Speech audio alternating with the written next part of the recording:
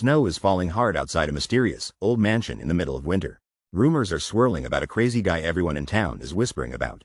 Two men at a tavern discuss wild stories of a guy who charges through battlefields like he's playing real-life dodgeball.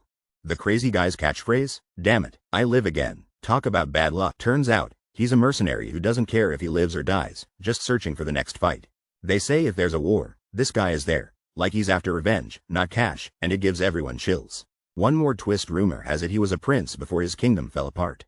Out in the snowy wilderness, a blood trail leads to the mystery guy himself, apparently searching for a place to die. A black armored knight calls him out, noting his life has become a cycle of self-torture. The knight finally reveals his name, the third prince of Briole, Yuri Briole, and the legend just got real. Yuri Briole is known as the man who ruined his kingdom. Flashback 10 years ago, in a casino, where Yuri is the only survivor from his fallen kingdom. Yuri Briole, the third prince, is on a hot streak at the gambling table, declaring he's lucky today. Court Major Nando is impressed and wonders how Yuri keeps winning. Yuri insists it's all just luck and tries to convince everyone to keep playing. Yuri gets hyped and shouts, "Double the stakes." Hernando urges they should get going before they're late for something important. One angry gambler slams the table, warning Yuri and Hernando to leave before things get ugly. Two men accuse Yuri of cheating and using dirty tricks to win. Yuri slams the table and demands, "Dirty little tricks? Do you know who I am?" Three guys corner Yuri at a table, mocking him and asking if he's the king. Close up on Yuri. He's clearly angry, and these dudes have no idea who they're messing with. Yuri launches into action, flipping the whole table and sending cards flying everywhere. The guys are totally stunned. They did not see this coming. Yuri slams his foot down and tells the trio to listen up, taking control of the room. He finally introduces himself, Yuri Briole, the third prince, and now everyone's sweating. The trio is on high alert, realizing Yuri is way above their level. Yuri smiles and lets them know he's about to change their lives, for better or worse. The trio freaks out, screaming as Yuri's lesson gets intense. Outside, the night is calm, but Yuri's voice echoes. He's not joking around. Yekaterina meets a young man at night, explaining she's late because her father called an urgent meeting and he already knew thanks to a pigeon. The young man begs Yekaterina, the Empire's princess, for forgiveness this one time. Yekaterina fires back, saying he's not the only one who's busy, and she had to put in a lot of effort to sneak over. The guy nervously admits he needs to be extra cautious with her father leaving soon, and starts to spill a secret. Yekaterina forces a smile and teases him, asking if she's just other people to him now. The guy panics and tries to explain, realizing he's in serious trouble. Yekaterina challenges him, asking why he gave her something important if he doesn't trust her, telling him to just give it to some other woman he trusts. Awkward. She storms off and lays down the law don't contact her until she says so, leaving him stammering. He calls out her name, but Yekaterina walks away dramatically under the moonlight. Alone, the young man wonders what he should do now, holding the object that started all this drama. The mysterious man in the shadows admits, "It's gonna be really hard to get her to forgive me this time." The dark figure reveals a sinister smile, and you just know something bad is about to go down. After that day, everything fell apart between Briole and the Empire. Peace is officially cancelled. The Empire isn't just poking the bear anymore, they're crossing the line, sparking battles and chaos. Somebody yells, "It's an invasion," and panic hits like the world's worst surprise party. Flames engulf the city as the news spreads. The Empire has invaded Briole. People scramble and someone shouts, "Evacuate, it's every man for himself out here." The hero sprints, ordering, "Tell the people around the castle to leave." This is not a drill. The screen declares, the war against the Empire began. Things just got real. The hero faces a burning castle, ready to take on the impossible and save the day. Everything is on fire, chaos everywhere, and it looks like two warriors are facing the end of the world. An eternity passed. There were countless sacrifices just to survive. The world changes, leaves fall, but the suffering never ends. The war drags on, with no end in sight. Joshua is down, and now everyone is freaking out. The strongest man on the continent just fell. This can't be good. One knight desperately tries to save his highness but asks, "Where are the reinforcements?" Enter Yuri Briole, the Empire's big boss, but now he's gone missing. With Yuri Briole out, the war suddenly shifts in the Empire's favor. At first, I thought it was just a random twist of fate. A knight stands over a bloody battlefield, realizing they can't escape the harsh truth anymore. The knight discovers that Yekaterina, the one person they confided in, has betrayed them. As soon as the prince's father left Briole, the Empire started its invasion. The prince hoped it was all just in his head until he received a message from Yekaterina. Shock floods the prince's face as he processes the truth. He reads Yekaterina's note, a single word, "sorry," and feels only despair. Chaos erupts as soldiers shout, "He's the prince. Briole is done for if we kill him." Surrounded by fire, the prince mutters, "This is unending." The prince clashes swords with enemy knights, refusing to give up. In a blaze of sparks, the prince fights back, proving he's the final boss of this burning kingdom. The knight faces off against a powerful enemy in the middle of a burning battlefield. Sparks fly as swords clash, neither side willing to back down. The young knight grits his teeth, sweat and dirt streaking his determined face. With a mighty swing, the knight knocks back his opponent as flames rage behind him. Breathing heavily, the knight stands bruised but unbroken, his sword ready. Suddenly, he's surrounded on all sides, the fiery chaos closing in. An armored squad approaches with grim faces, weapons drawn and ready. Another fighter looks on with a worried gaze, unsure how things will end. The knight glances down and thinks, damn it, is this where I die? But just when all hope seems lost, he charges forward, swinging his sword in one last desperate attack. Two armored knights are battling in front of a burning building, and the situation looks intense. One knight is sweating and gritting his teeth, realizing something terrible is happening.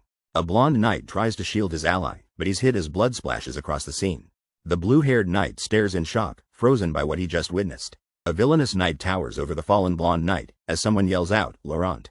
The injured Laurent looks up, telling Your Highness to escape before it's too late. The blue-haired knight screams, Laurent, and is hit hard by the loss. Chaos breaks out as the blue-haired knight fights on while flames rage behind him.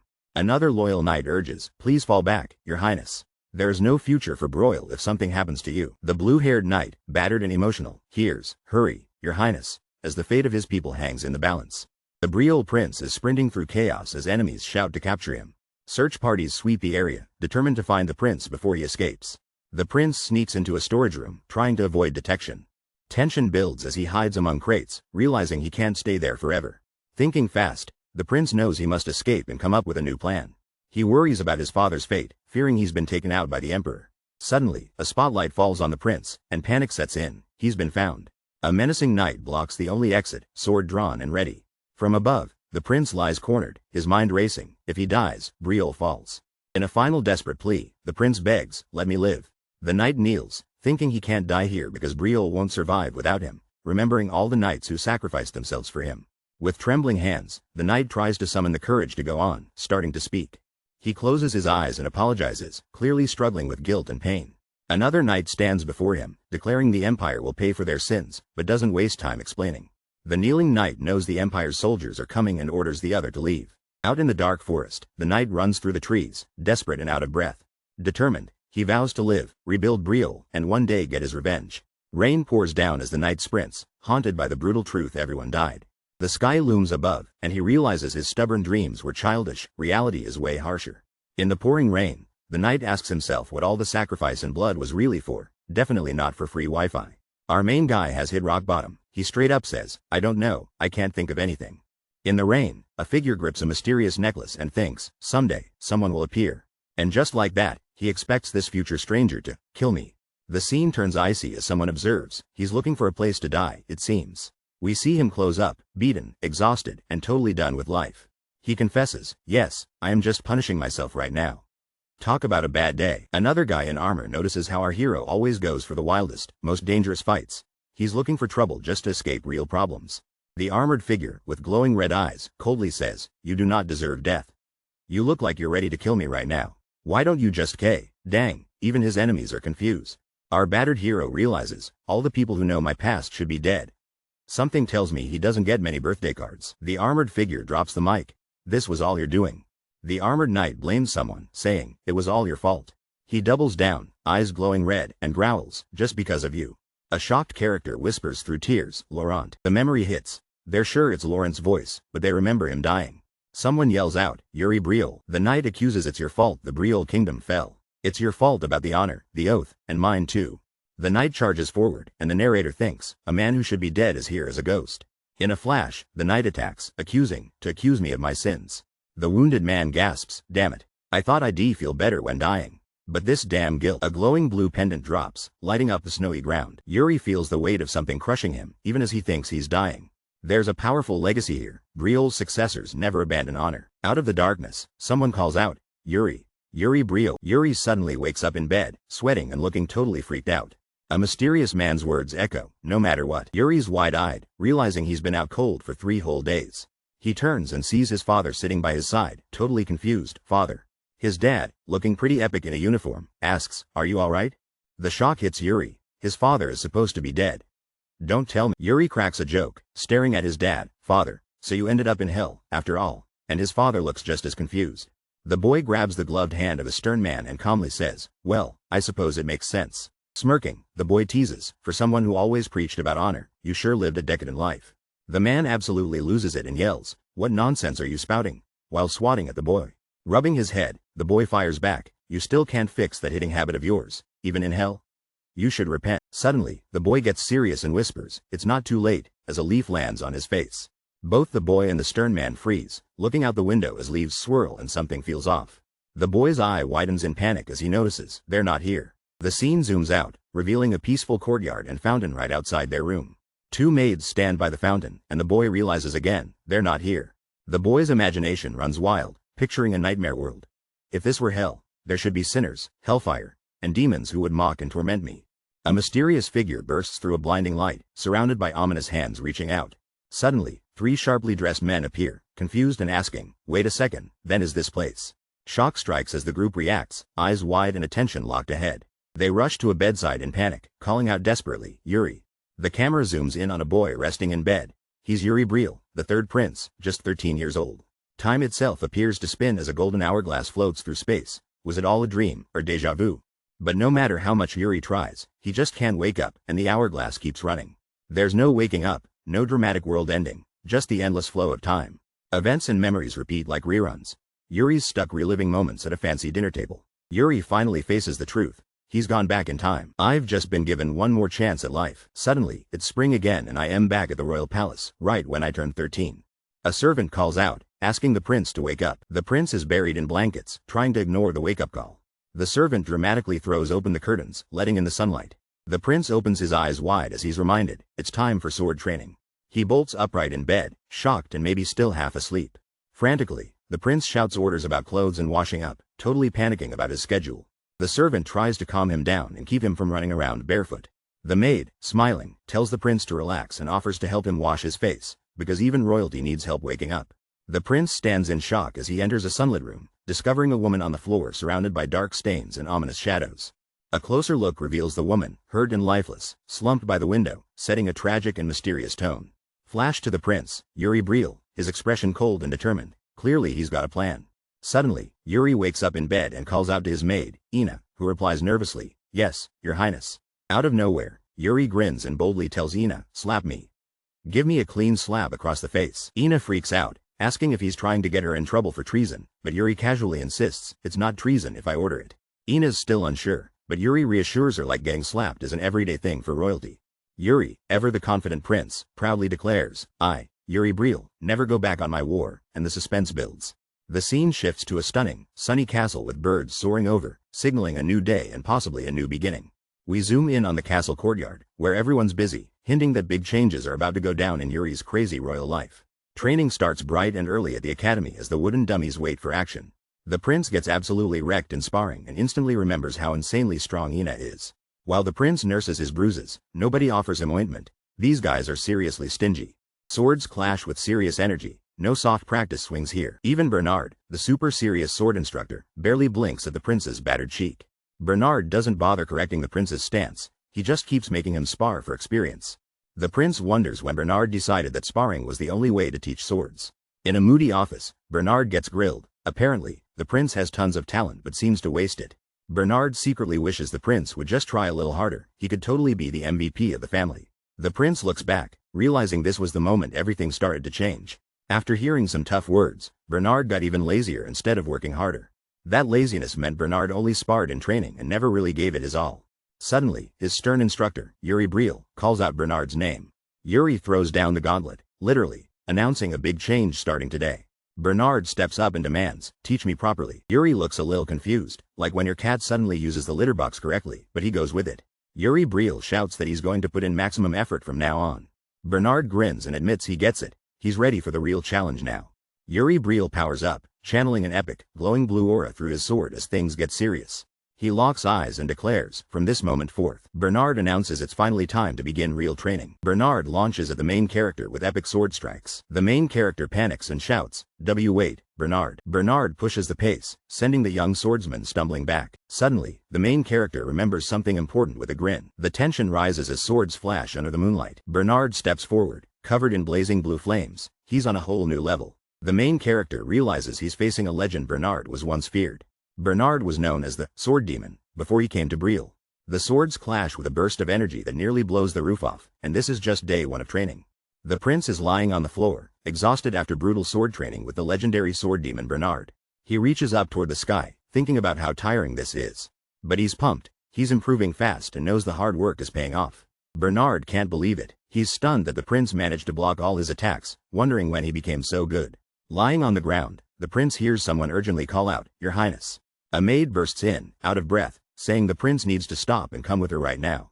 Bernard informs the prince that His Majesty is requesting him, sparking the prince's curiosity about what's happening. News drops. Count Johannes has arrived with his son, and the prince's face turns deadly serious. The prince has a flashback, remembering that Count Johannes's son betrayed the kingdom and led the enemy in during his previous life. We see the traitor, God Barkvar, dramatically entering with soldiers. Yeah, the bad guy is back in town. Ina the maid gets called and looks surprised as she answers, yes. A blue-haired boy angrily asks, "Where is that bastard right now?" Cut to a fancy dinner table, where plates of delicious food are served. The whole royal family sits around a giant table, ready for a fancy meal.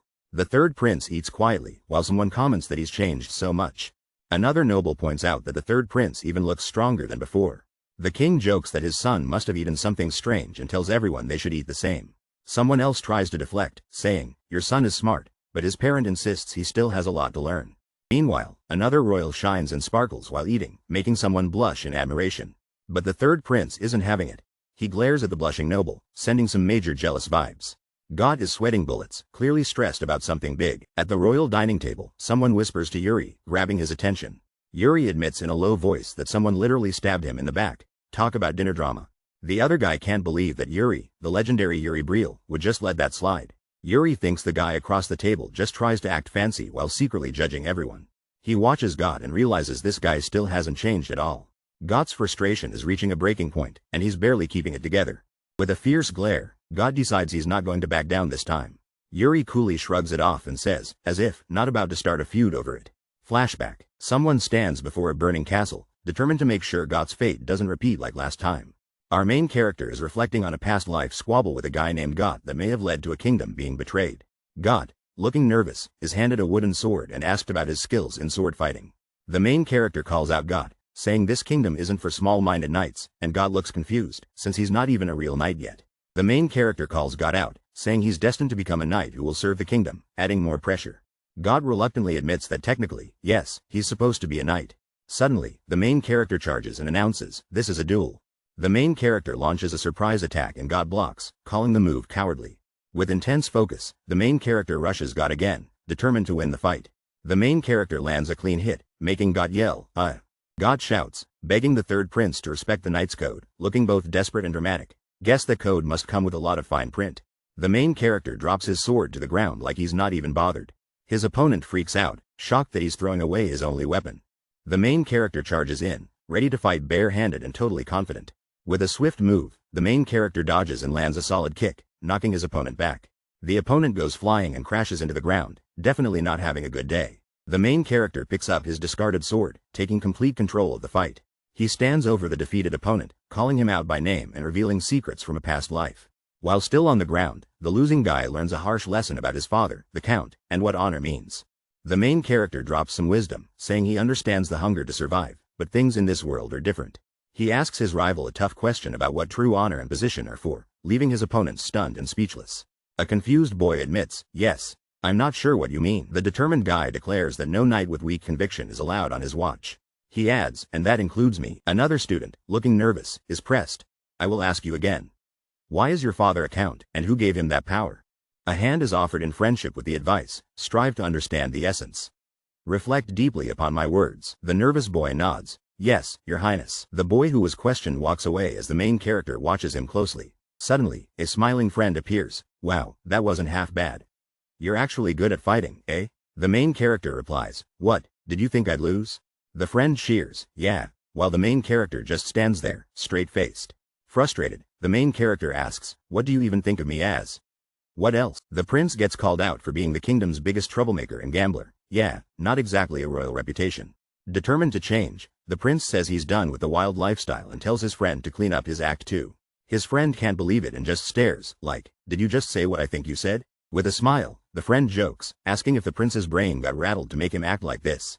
The sun sets over the castle, marking the start of a new chapter for our favorite ex-gambler prince. The prince finishes his intense training, completely wiped out but proud, and announces, "It's done." Collapsing in exhaustion, the prince hears his trainer praise him and finally calls it a day.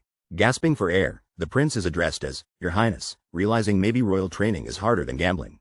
The stern trainer reminds him it's time to learn some real magic. Mana training is about to begin. The trainer insists, "You should learn the Briole method, Your Highness. Looks like it's time for some royal level ups." The young swordsman asks, "You'll teach me yours?" But his mentor says it's not suitable for him. Looking surprised, the boy asks why, and his mentor explains the method's efficiency and power. The mentor remembers mastering the Briole method in his past life, nearly peaking as a mercenary. The boy wonders if his mentor is considering something else, but the mentor hesitates and thinks. The boy suddenly realizes something important. He asks Bernard to suggest someone from the royal guard with real potential, not just skill.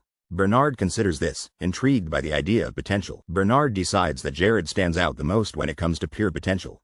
The swordsman looks doubtful, asking, "That guy?" Bernard confirms Jared has the most potential. The boy repeats the name, Jared, ready to see what this guy is really made of. Our main character remembers meeting a guy near the end of a huge war in a past life. The memory cuts to chaos and fire, revealing a knight who could barely fight and honestly looked like he had no business surviving that long.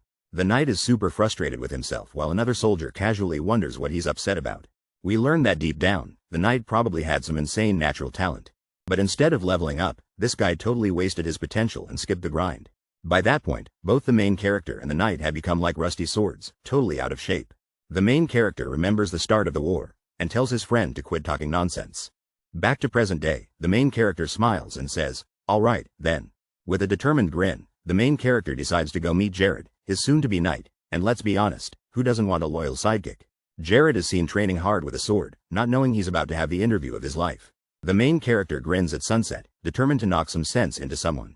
The sun sets over the academy as birds fly and the day winds down. A knight steps out onto a balcony, scanning the training grounds below.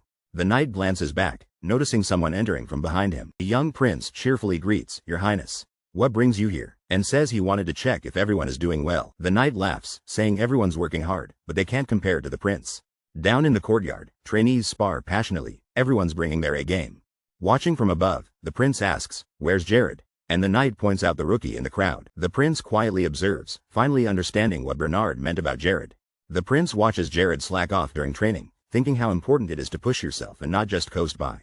He realizes, so this is how he became a rusty sword, worried that Jared's laziness is holding him back. The main character tells Sir Rosso to grab a wooden sword, he's ready to spar. He points out a guy in the training hall and calls him, "That slacker over there," to be his opponent. In the center of the grand hall, the main character and the slacker face off with wooden swords as everyone watches. The cheering squad on the balcony yells, "Do your best, rookie. Stay on your toes." The slacker, Sir Jared, learns his opponent heard he's got great potential as a knight. No pressure, right? The main character smirks and says, "Please show me what kind of knight you are." Sir Jared sweats and says, "Okay, I understand." He looks more nervous than when I spend money on a mystery box. The main character steps forward, totally ready to start things off. He launches himself, shouting, "I hope you don't disappoint me."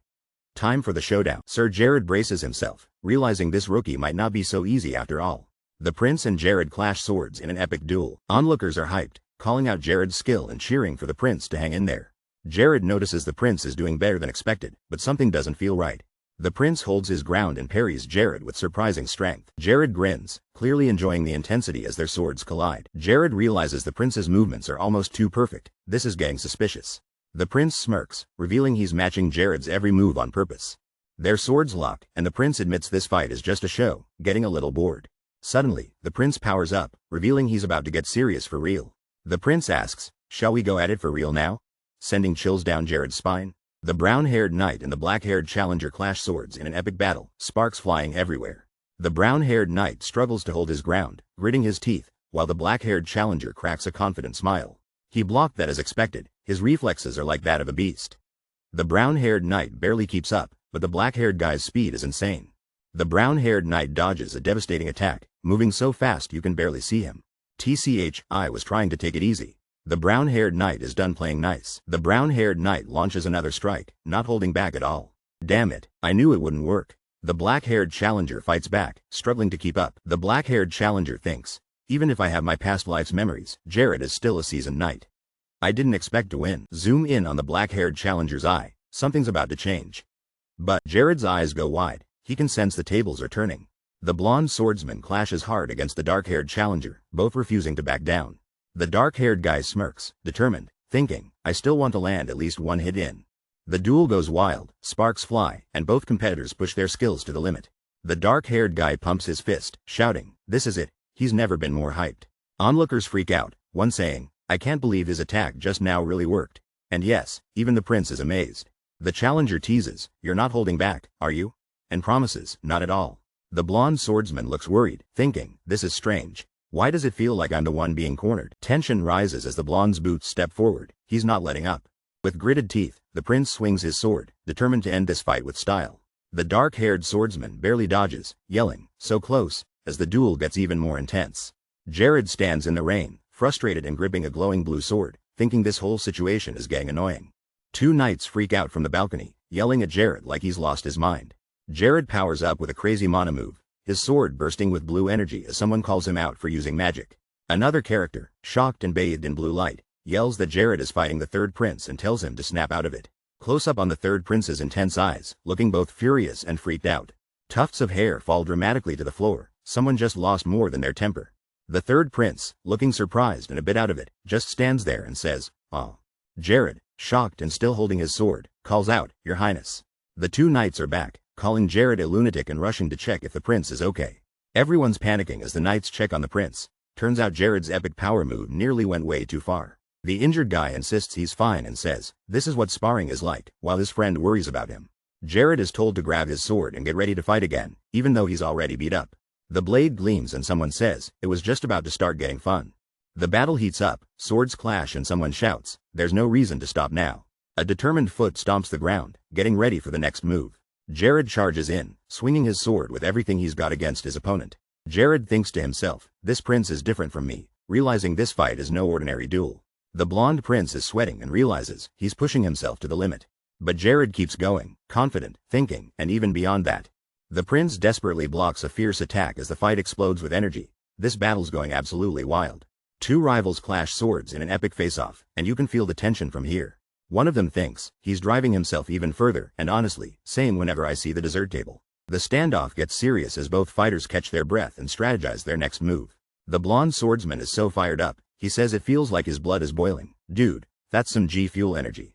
He's never felt this way, not even against opponents stronger than himself. This prince brings a whole new vibe. Our young prince blocks a fierce strike, swords sparking with intensity. You know he's here to win. The blonde is shocked, thinking, yet this young prince. Clearly, he wasn't ready for this plot twist. Footsteps slam the ground. Somebody's making a move, and it's about to get wild. The young prince goes full anime protagonist, dodging with confidence and style. That prince's power surge hits different, making his rival feel something awaken inside. Forget energy drinks, just fight this kid. Jared looks absolutely fired up and ready to crush his opponent. The tension's insane as Jared grabs his rival's sword. Nobody saw that coming. With a burst of blue energy, Jared launches a crazy attack, slicing right down at his rival. The force is so intense it shatters everything in its path, literally breaking the arena. Pieces of the arena go flying everywhere. Jared is not messing around today. The rivals are locked in this epic sword battle, both fighting with everything they've got. The dark-haired challenger finally lets out a sigh of relief. He's survived that wild attack. Our challenger stands up, all beat up but smiling, announcing with a grin, it's over. Jared stands back, breathing hard, surrounded by blue flames. He's shocked he lost. The challenger reaches out with a hand, saying, I learned something from you, Jared, respect after the chaos. The older knight nervously congratulates the young prince for his performance in training. The knight thinks to himself, shocked by the young prince's insane determination. The prince looks totally confused, like he doesn't get why everyone's so surprised. The prince casually asks, what you doin'? While the knight is still standing there frozen. The prince teases the knight, wondering why he's just standing there awkwardly. Someone in the background points out the knight made the prince bleed, and the knight freaks out apologizing. The knight sprints away as the prince just watches, wondering why the guy is zoning out. The prince collapses to the ground, absolutely exhausted but relieved. The prince stares at the ceiling, realizing what just happened. A bunch of knights cheer from the balcony, yelling, that was so cool, Your Highness. The young knight looks surprised as he turns to face the captain, caught off guard in the grand hall. The captain arrives all mysterious, and the knight's like, Captain, when did you get here? The captain just drops a casual, just now. Suddenly, we see someone lying motionless in the middle of a large courtyard. Plot twist alert. Close up on the fallen figure. It's a boy with messy hair and a bandage, and there's a broken stick next to him. Did someone just fail gym class? Captain Sand stands above, stroking his beard and looking way too thoughtful about the situation below. Fast forward a few days and we're at the royal palace, where everything looks way too peaceful for everything we've just seen. In the palace gardens, a blonde guard strolls alone, probably hoping today is less dramatic. Blonde guard notices something and asks, "Are you done with your shift?" The third prince appears, looking cool against a pillar, giving off royal attitude with his crossed arms. The third prince flashes a sly grin, bandage still on his head, totally unfazed like, "Yeah, I survived that mess." The dark-haired prince tells his blonde friend to come along, saying they've got somewhere important to go, even though the blonde dude would rather be training. The prince gloats a bit, saying the blonde guy only fixed up his mindset thanks to him, so he owes him a favor now. The blonde guy reluctantly agrees, clearly not thrilled but goes along anyway, earning a good from the prince. The prince thinks to himself that the blonde guy has gotten stronger, but it's still not quite enough. Good thing. Just enough counts today. The prince demands silence as they head out, but his buddy asks where exactly they're even going. The prince reassures him with a suspicious smile, no dangerous plans here, allegedly, and promises they're picking up someone else for backup. The blonde guy is all, "Who could that be?" But the prince is already calling out. Suddenly, a mysterious white-haired figure appears. Cue the dramatic reveal. The prince shouts, "Hernando!" Turns out their extra muscle is none other than Briole's court mage, Hernando himself. Hernando greets the prince, wondering what's going on, and the prince says he needs the mage's help for a little trip. The white-haired guy tries to bail on hanging out, but the dark-haired guy stops him with a serious offer. The dark-haired guy stuns everyone by saying, "He'll pay off your gambling debt." The white-haired guy can't believe his ears and blurts out, "Are you serious?" The dark-haired guy flashes a confident grin and promises, "Yes, and he'll even cover what you owed me last time." The white-haired guy plays it cool and asks, "Have you ever seen me lie outside the gambling den?" The dark-haired guy admits, "I guess not," still hyped up. The dark-haired guy gets embarrassed when he realizes he's only seen the other guy at the gambling den. The dark-haired guy tells everyone to follow him because he's about to settle that debt for real. The white-haired guy thinks it over and finally gives in, accepting the offer. But plot twist, the white-haired guy pulls out a contract and demands, "Sign this contract." The silver-haired guy is sizing up the situation, with zero emotion on his face.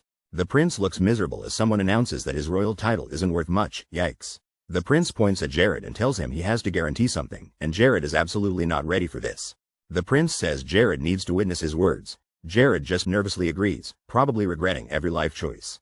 The silver-haired guy is suddenly all smiles and ready to go along with the prince like it's a vacation. The prince suddenly asks where they're even going, questioning why he needs a whole mage and a night squad for this.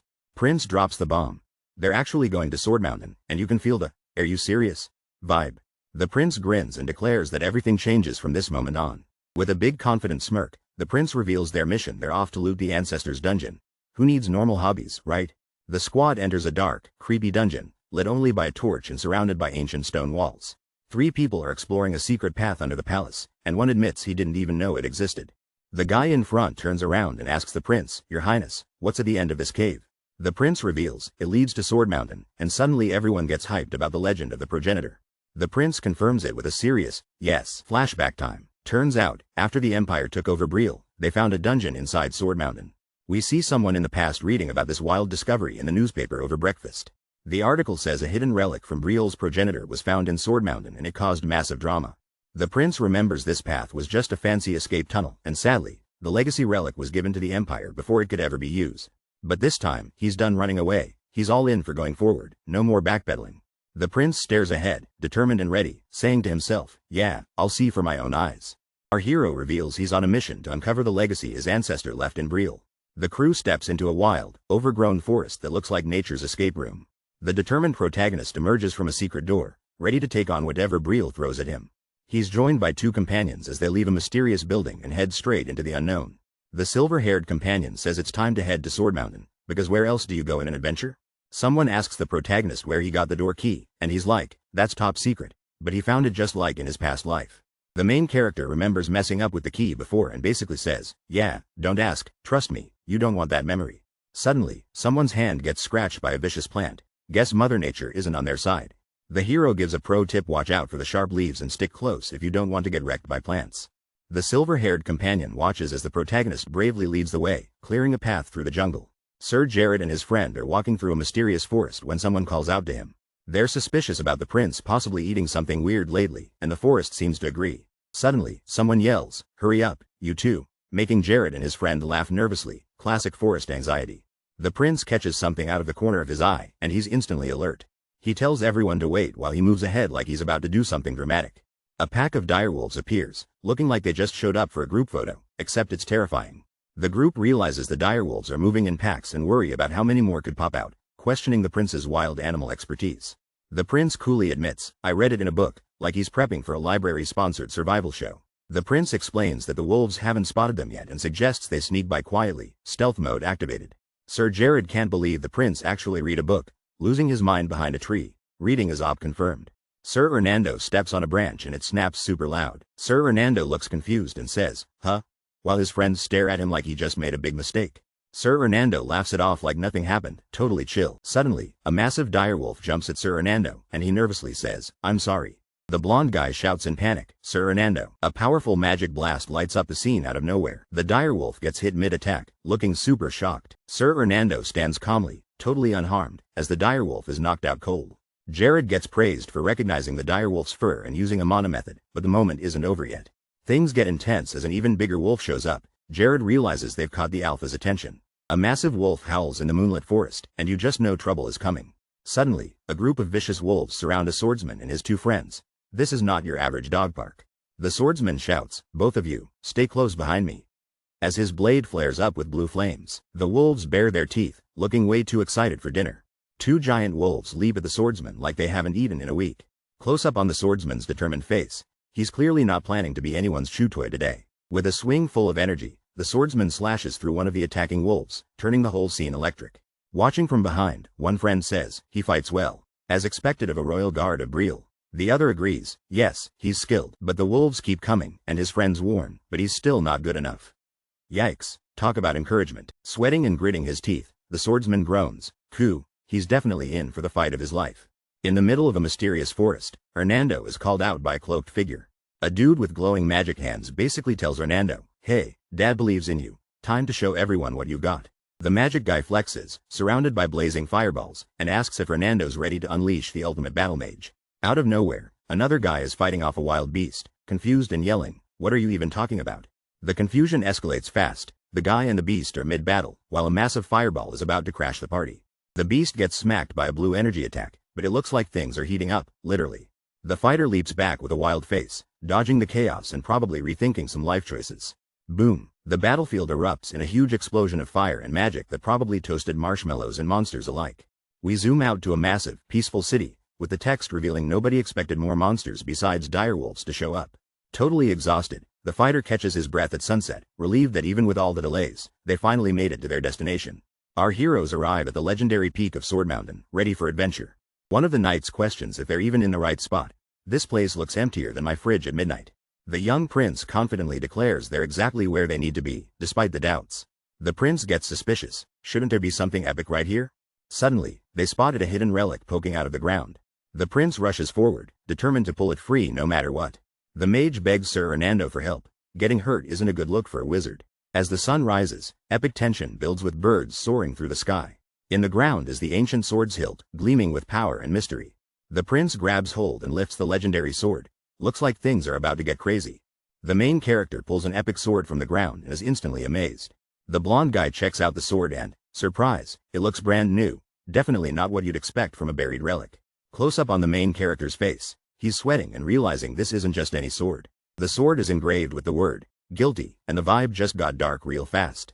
Another guy shows up and asks if this is the legendary founder's relic, but the main character is just as clueless.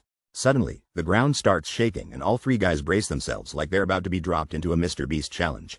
The main character grins and says they're about to find out what the sword can really do. The ground cracks wide open and everyone starts falling, definitely not covered in the user manual. All three guys free fall through the darkness, the sword still in the main character's grip. Now this is what I call a legendary discovery. We entered a creepy, glowing cave that looks straight out of a boss dungeon. The dark-haired guy wakes up, bruised but determined, with blue energy swirling around. Suddenly, a knight falls on top of him, both of them covered in the same mysterious energy. The dark-haired guy stands up and flexes, impressed that the knight protected himself with mana. Then, Mr. Blondie lights up the cave with magic orbs and is like, whoa, this is deeper than I imagined. Dark-haired guy calls Blondie out for ignoring his safety, but Blondie jokes it off because, hey, emergencies. Suddenly, Blondie hears something crazy and gets super tense. Blondie checks out the source of the noise, eyes sharp and ready for action. Blondie screams, Your Highness, over there. and tries to change the subject, but dark-haired guy isn't having it. But plot twist, a terrifying red-eyed spirit charges at them. Nope, not a distraction, that's a straight-up ghost. The main guy spins around and shouts, what? He's definitely not ready for what's coming. Out of nowhere, this sinister Death Knight shows up, looking more menacing than my sleep schedule. Our hero gulps and realizes, Death Knight, like he just saw his Wi-Fi bill. He shakes his friend Jared and orders, Jared, get up, because nobody wants to face a Death Knight alone. The main guy straight up yells at Jared to get up. No one's got time to nap right now. Jared wakes up in total confusion, freaking out and asking, where am I? Jared turns around, spots the Death Knight, and just goes, whoa. This is not a drill. Jared tries to be brave, tells his friend to stay back, and literally says, I'll deal with the Death Knight. Worst plan ever. The Death Knight starts walking forward, his armor dripping with dark energy. He means business. The main guy's locked in and serious, a Death Knight. This just got real. This undead Death Knight just got introduced, and he's way stronger now than when he was alive. But wait, there's a catch. The prince tells everyone to chill out, claiming the Death Knight isn't dangerous. One knight freaks out and asks, how do you know that? The prince? I can feel it. The prince confidently declares the Death Knight is guarding the founder's dungeon, and their royal blood keeps them safe. The prince asks the Death Knight for backup, but the Death Knight just stands there menacingly. Suddenly, the Death Knight raises his weapon, definitely not the friendly welcome the prince expected. The knights panic and shout, Your Highness, watch out. The prince is frozen as the Death Knight's attack comes crashing down. The Death Knight's massive sword smashes into the ground with a force that would break any Minecraft server. The shocked white-haired guy is freaking out, saying he can't believe the prince's head was split in half. The black-haired boy snaps, watch your mouth, and the first guy awkwardly tries to rephrase, clearly terrified. Suddenly, a creepy, red-eyed skeleton knight appears, saying, Your condescending attitude is just like his. The black-haired boy stares up at the armored skeleton and wonders, who is he? The white-haired guy, sweating bullets, blurts out, Yuri Briole, and everyone looks alarmed. The black-haired boy explains Yuri Briole is basically a legendary swordsman everyone knows, a total boss who conquered continents. We flash back to see Yuri Briole himself, the founder and first king of Briole, looking like a medieval rock star with a giant sword and flowing cape. The black-haired boy asks the skeleton knight if he's the first to arrive, and the knight, towering over him, just answers, yes. The skeleton knight warns that only a true descendant of Briole could ever draw the legendary sword, no pressure. The black-haired boy is holding the epic sword, realizing he's got the founder's legendary weapon in his hands. The prince is shocked as he recognizes the sword, it's the very one he used before. The armored skeleton confronts him, asking why he looks so guilty, and the prince admits he feels weird about grabbing someone's stuff. Suddenly, a mysterious voice calls him, descendant of Briole, and the tension skyrockets. The giant skeleton demands the prince explain why he's here, no pressure or anything. The prince grips his sword tight, ready for whatever's about to happen next. With dramatic flair, the prince announces himself as Yuri Briole, the third prince, and demands the legendary legacy. The skeleton's eyes glow like two angry traffic lights, staring the prince down. The party stands ready as the skeleton finally turns his back, leading them deeper into the crypt. The skeleton admits, the time has come that I must fulfill my duty, it's about to go down. With steely resolve, Yuri is told, I shall grant you what you seek. Let's see if he can handle the legacy. Somebody steps into a cracked dungeon floor, and you know it's about to get intense. The royal guard follows a young prince and a mysterious knight deeper into this crazy dungeon. The royal guard is totally confused and thinks, this makes no sense. He can't believe his life as a royal guard has turned into exploring dungeons and chatting with a Death Knight. The prince turns to ask, what are you doing? And the tension just went up to level 100. The royal guard looks stunned and replies, Even the royal guard is questioning reality now, thinking, Your Highness? Suddenly, someone's eyes go wide, like they just saw their favorite pet doing taxes. In a flashback, a battered knight tells him, hey, stop spouting nonsense, while holding a sword in a scene straight out of nightmare mode. Back to reality, a voice calls out, are you not coming? As if missing this adventure is even an option.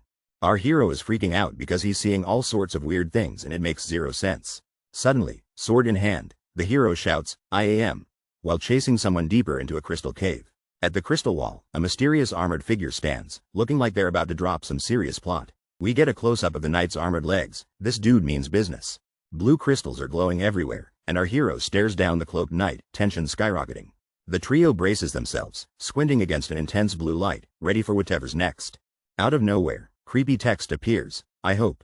Who's talking? It continues, all of you are worthy. Okay, now it's a test. The main hero steels himself, determined to prove he's got what it takes. Suddenly, the scenery shifts. He stands alone in a glowing new world, sword in hand, ready for the ultimate challenge. Our main character wakes up in a strange desert and has no clue where he is. As he explores, he spots a mysterious figure walking towards the sunset and wonders what's going on. The hero wonders if this mysterious figure could be the legendary founder. But wait, something's off. He gets a closer look, and it's not what he expected. Suddenly, the mysterious figure slams into the ground with inhuman power. He realizes in shock, this thing coming at him isn't even human. Out of nowhere, our hero is forced into a fierce sword battle with the creature. The hero's eye lights up with a blue glow, revealing a hidden power inside him. Stunned, he recognizes something incredible is happening to him. The creature reveals an insane blue energy weapon, and our hero realizes he's facing a mana method for the first time ever. The mysterious ancestor channeled a glowing energy into his chest like he's charging up ultra powers. The young swordsman looks stressed, probably thinking, why does my life feel like a video game tutorial on hard mode? The ancestor stands tall in the wasteland, chest blazing with mana like Iron Man on a magic upgrade. With a sword bursting in blue flames, the ancestor shows off what peak fantasy gym sessions look like. The young swordsman watches in awe as he realizes he's witnessing the secret technique of how to use mana. The ancestor signals with his finger, basically being like, watch carefully, kid. The young swordsman freaks out, asking if he's supposed to copy a legendary technique in the middle of a duel. The swordsman scratches his head, laughing nervously. Turns out his ancestor's idea of training is wild. He can't believe the ancestor threw him into live combat before he's even learned mana basics. The swordsman thinks, this challenge is so crazy, only someone living their second life would try it. Our hero kneels down, sword in hand, and says, someone like me. Glowing blue energy flows from his hand into the ground. This guy's powered up. Staring at his glowing hand, he wonders, was it like this? Suddenly, a faceless figure appears, crackling with blue energy and ready for action. The main character grips his sword, admitting, since I'm still not sure how to do it, and channels magic through the blade. The faceless opponent smiles wickedly and declares, let's just do this. Standing tall, our hero faces his rival with a single goal. I have to become stronger. He looks determined and thinks, in a future not so far away, the Empire will show its ambition and invade Briole. He makes a fierce promise, this time, I'll destroy them by all means. As soldiers march to war beneath the commander's green glare, our hero vows, I will not repeat the same mistake I made in the past. The hero grabs his sword and mentions the legendary swordsmanship of Yuri Briole.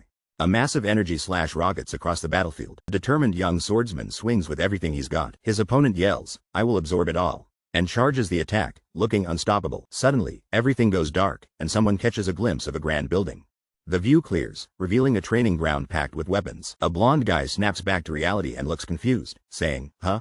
He looks around and questions, is this the training ground? The guy finds himself alone on the empty training floor, looking lost. He pinches himself and realizes, this doesn't seem like a dream. Jared storms into the arena, shouting, are you hiding? Come at me. Suddenly, a mysterious figure steps out from the shadows, towering over Jared. Jared's eyes light up with determination as he locks onto his opponent. The mysterious opponent smirks, sword at the ready, and Jared knows things just leveled up. Jared realizes, a doppelganger?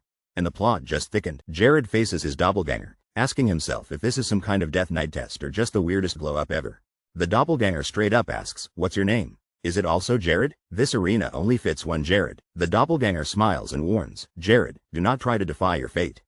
Pretty ominous for a guy with your face. Jared looks absolutely shocked and blurts out, what? Doppelganger Jared throws shade. Didn't you become a royal guard because you wanted to live a comfortable life? Talk about calling you out in front of yourself. The blonde swordsman warns, stay away from the third prince. The more you defy destiny, the more miserable your life will become. The swordsman looks frustrated, biting back his response, clearly conflicted. Suddenly, an ominous however rings out, and you know things are about to get spicy. A flashback to the swordsman's reflection. If this was the old him, he would have listened. But not anymore. The dark-haired rival steps in, grinning and saying, isn't this boring?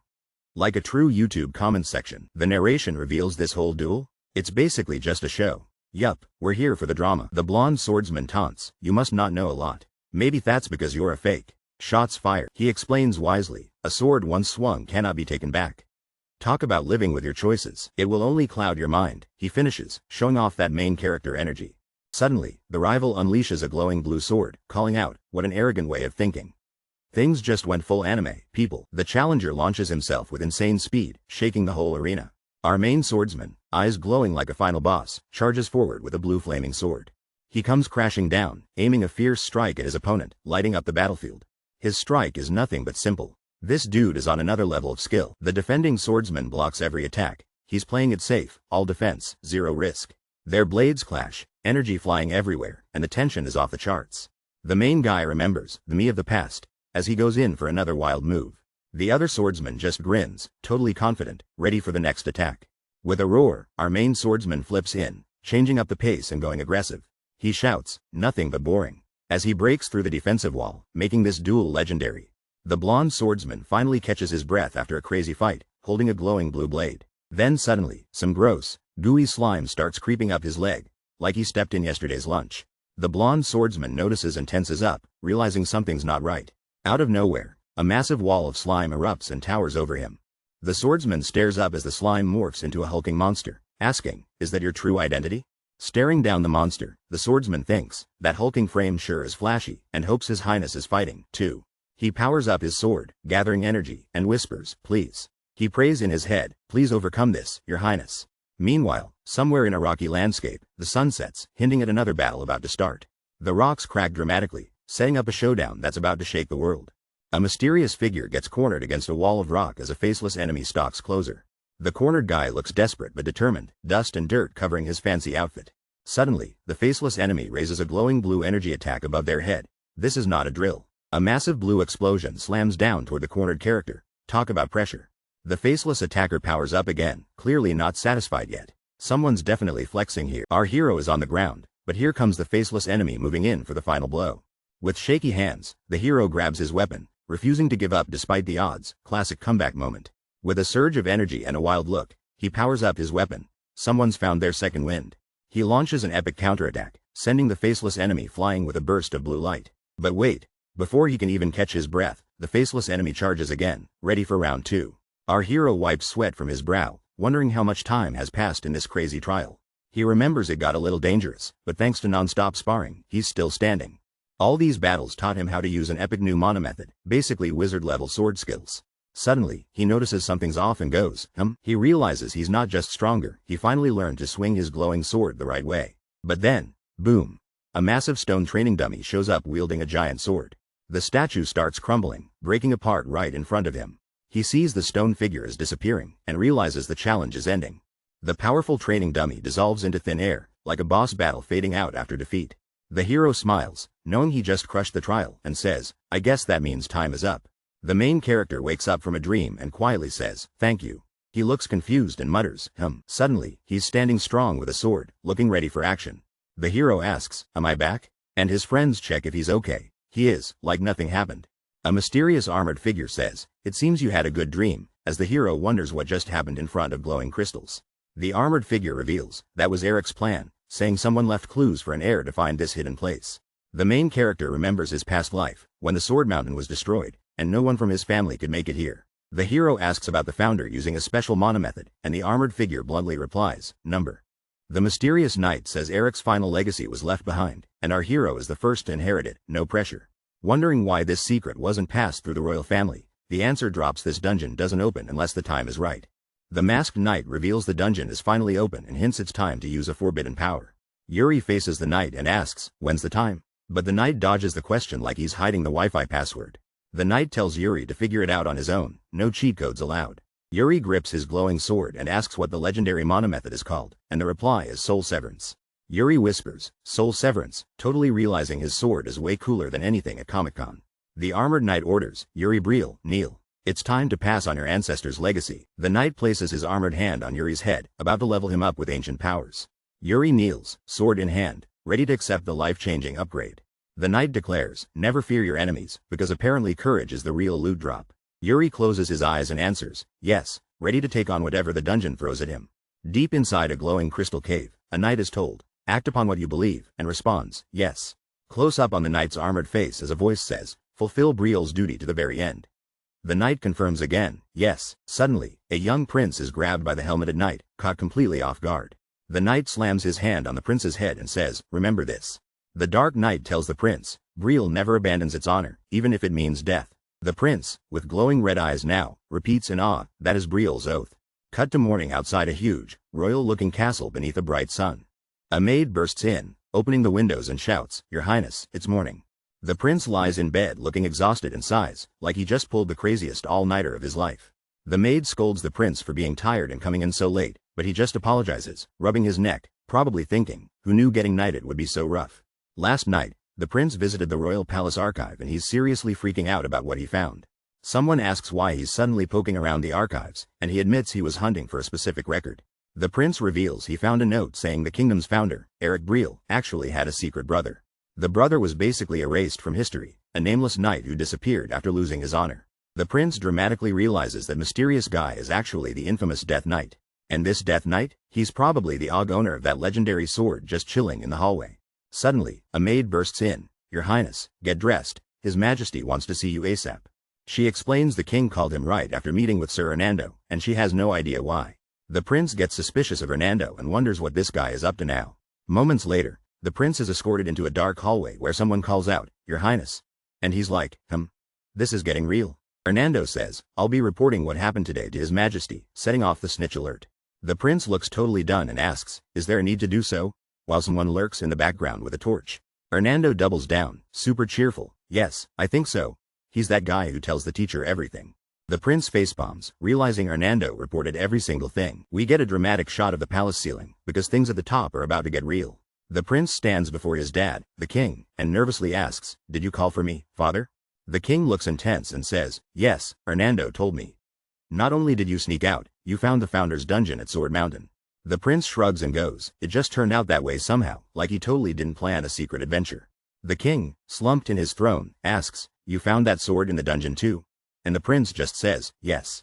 The king mutters, these days, probably wishing parenting had an easier difficulty setting. The general corners the young guy and says, I've heard that you've changed a lot. He starts listing everyone noticing this change, his maid, Bernard, Sand, and even Hernando. The general presses his hand on the kid's head and demands, tell me. What caused this change in you? The young guy starts sweating, feeling the pressure like it's finals week and he hasn't studied. The kid's hand goes to a dagger. Okay, this just got a little more intense. Feet shuffle on the red carpet as the tension builds. Is someone about to make a run for it? The general, staring hard, asks, do you not want to answer me? The young man nervously responds, it's not that, but the general isn't buying it. The boy admits, because you clenched your fist, basically calling out the general for looking ready to throw hands. The general cools down slightly and says, then tell me, ready for the real answer. The stern general looks shocked and asks, a dream? The young noble, with a shiny crystal brooch, whispers, I had a dream. The boy admits, yes, in that dream, I committed a great crime. The general's eyes widen as he repeats, a great crime? In a grand hall filled with tension, the general calls out, Yuri Briole. Yuri, determined and serious, is asked, what crime did you commit in that dream? The general stares down the young prince and asks, what sin did you commit in that dream? The general reveals, failing to protect Briole until the very end. The prince remembers his nightmare Briole was destroyed by war and chaos, and he couldn't save anyone. He sees himself broken, fleeing without honor after the kingdom's fall. The dream ends with him defeated, lying on the battlefield, and perishing. Waking up, the prince notices his mother's special necklace is missing from his neck. He wonders, could the dream and the missing necklace be connected to his mother? The prince suggests out loud, maybe the dream was actually a warning from mother. The general asks sharply, what exactly caused the kingdom to fall in your dream? The prince hesitates, looking nervous. This determined guy is thinking way ahead, hoping his actions can actually stop an empire from invading. When questioned, he nervously admits he couldn't identify the mysterious army. Enter the epic-looking general, rocking a beard that could intimidate an entire army. The general tells him, nightmare, warning, or not, happy you're on your feet again. The boy wonders to himself, am I actually okay, though? He's haunted by memories, believing everything he does now is to make up for his past mistakes. Suddenly, the boy is told there's still one more thing he has to do. The general crosses his arms and says, bring your sword. Text flashes. This guy was swinging swords before he could even walk straight. Dramatic reveal, this legend's name is Yuri Briole. This guy absolutely wrecked monsters and became a legend just by showing off his insane martial skills. Right now, the younger kid is facing off against someone who's literally one of the top 10 strongest people on the continent, no pressure. That's right, this dude isn't just strong, he's actually the swordmaster of the entire continent. The new guy walks in all wide-eyed, saying it's his first time in the legendary training hall. The kid decides to brag a bit, telling the swordmaster, I think I'm pretty talented. The swordmaster just hits him with the classic, talent, huh? And flashes a sly smile. The swordmaster says he never thought any of his sons had what it takes to be a swordsman, which is basically the medieval version of, I'm not mad, just disappointed. He draws out this massive sword, looking like he's about to teach the ultimate lesson. The kid stands his ground and asks, so what counts as real talent for a swordsman? The swordmaster fires back, is it strength, speed, reflexes, or maybe even wisdom? And honestly, he sounds like he's about to drop the biggest life lesson ever. Our main character holds a sword and asks if one possesses all of these, looking determined but unsure. Suddenly, we see a powerful knight in full armor as the question hits, does that make them a good swordsman? The answer slams down, no, as the scene flashes with dramatic energy and tension. The young hero's face is filled with shock and a little bit of panic. He clearly was not ready for that answer. Enter the stern father with a sword, Dropping some wisdom, what is more important above all, is an element capable of making a person surpass their limits. He gets even deeper, saying it's something stronger than fear or a sense of duty. This guy is dropping life lessons like a Mr. Beast challenge twist. Suddenly, the father's eyes go wild, glowing red, and you know things just got serious. The main character realizes something's off with a tense wait. He feels the pressure building. The father, gripping his sword, admits, I am not sure how to explain it, like he's about to reveal his secret move. The main character faces his father's intense new energy, thinking, father's aura change. Looks like this duel just went up a level. The stern commander says, perhaps a calling would be fitting, setting the stage for something epic. Close-up shot. Someone's trembling hand grips a legendary sword, like they're holding their destiny. The young boy with a bandage on his head looks completely shocked, like he just found out his Wi-Fi is gone. The boy faces off with the commander and asks, like fate? In this massive, echoing hall, the commander looks deep in thought and answers, I wonder. It may or may not, keeping things super mysterious. The boy now stands with the sword, looking determined. You can tell he's ready for his own hero moment. He has a flashback in my past life. I was not fated to walk the path of a swordsman, so he's basically the king of plot twists. But now, he stares at his reflection in the sword. But what about in this life? The power-up is real. The commander asks, what do you think, son? As they both stand face to face, hyping up the showdown. Zoom in on the commander's mouth as he drops the million-dollar question, do you think you are fated to wield a sword?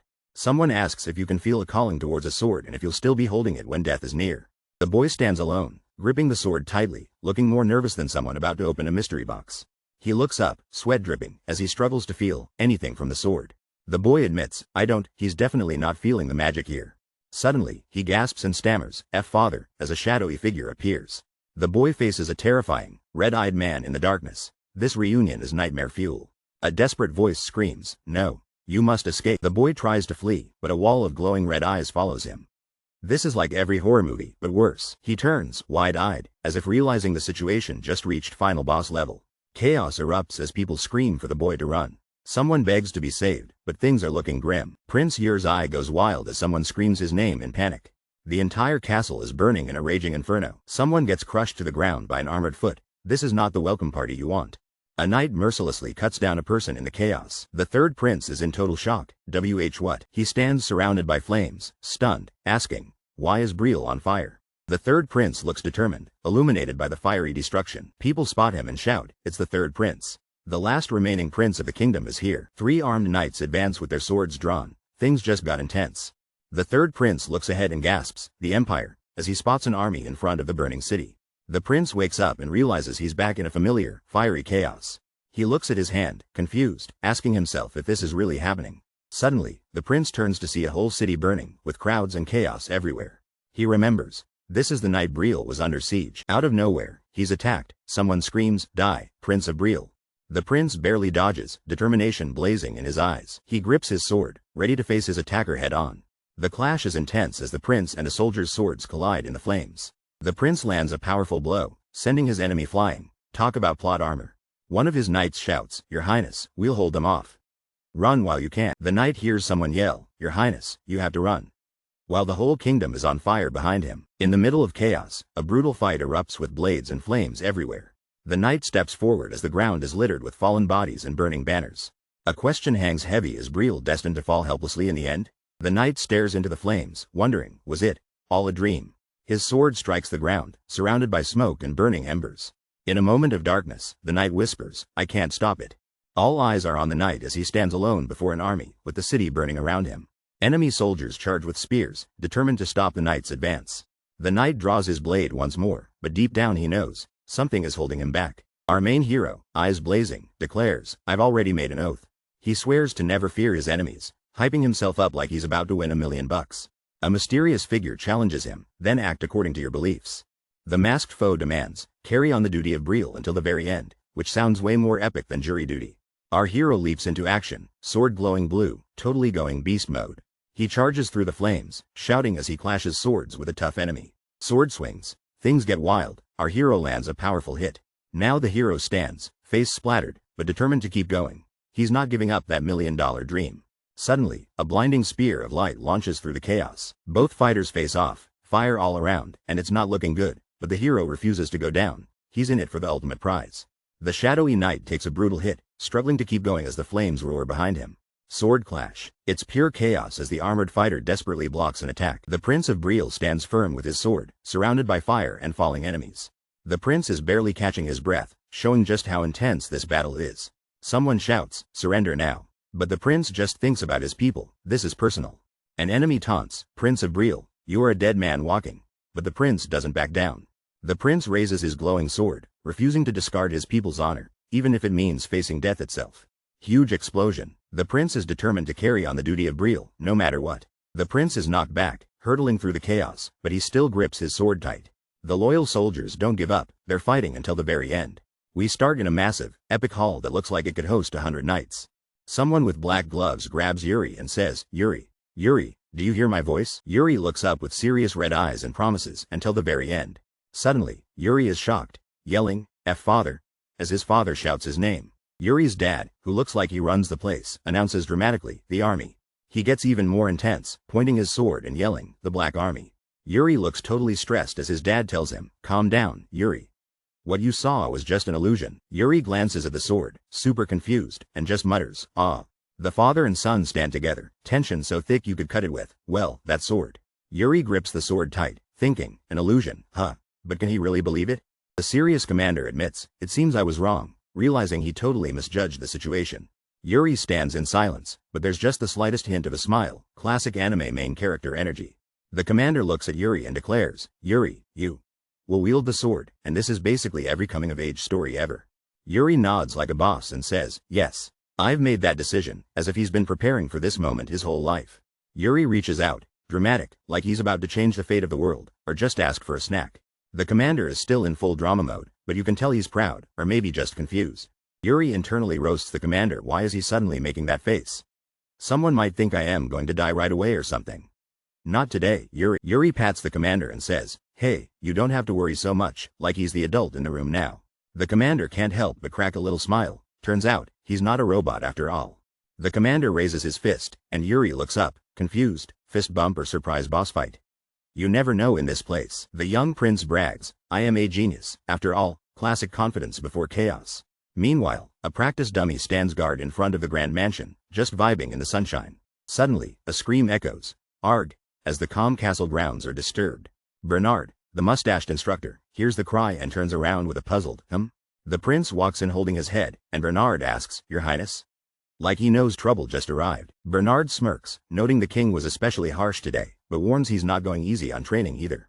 Bernard towers over the prince, asking whose masterpiece that lump on his head is, and the prince admits, "My father's." The prince sulks, rubbing his big bump, and mutters, "I know. The struggle's real." The prince thinks hard, realizing Bernard stayed in Briole because of his father. Plot twist. The prince calls out Bernard, confirming, "You stayed in Briole on the condition of a duel with my father, right?" Bernard coolly replies, "Yes, that's correct." The prince tries to bargain, asking if the swordsman would stay even without a duel with his father. The mustached swordsman looks amused, clearly enjoying this negotiation. Close-up of the swordsman's sly smile, like he's got all the cards in this deal. The swordsman casually shuts down the prince's hopes. "Nope, not happening."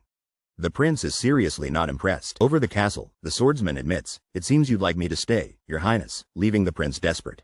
The swordsman offers a challenge, "Show me something convincing and I'll stay." He reveals his demand, the legendary swordsmanship of ancestor Yuri Briole. The prince freaks out, "You want me to teach you the founding king's sword technique?" The prince sweats and declines. There's no way he's sharing that secret move.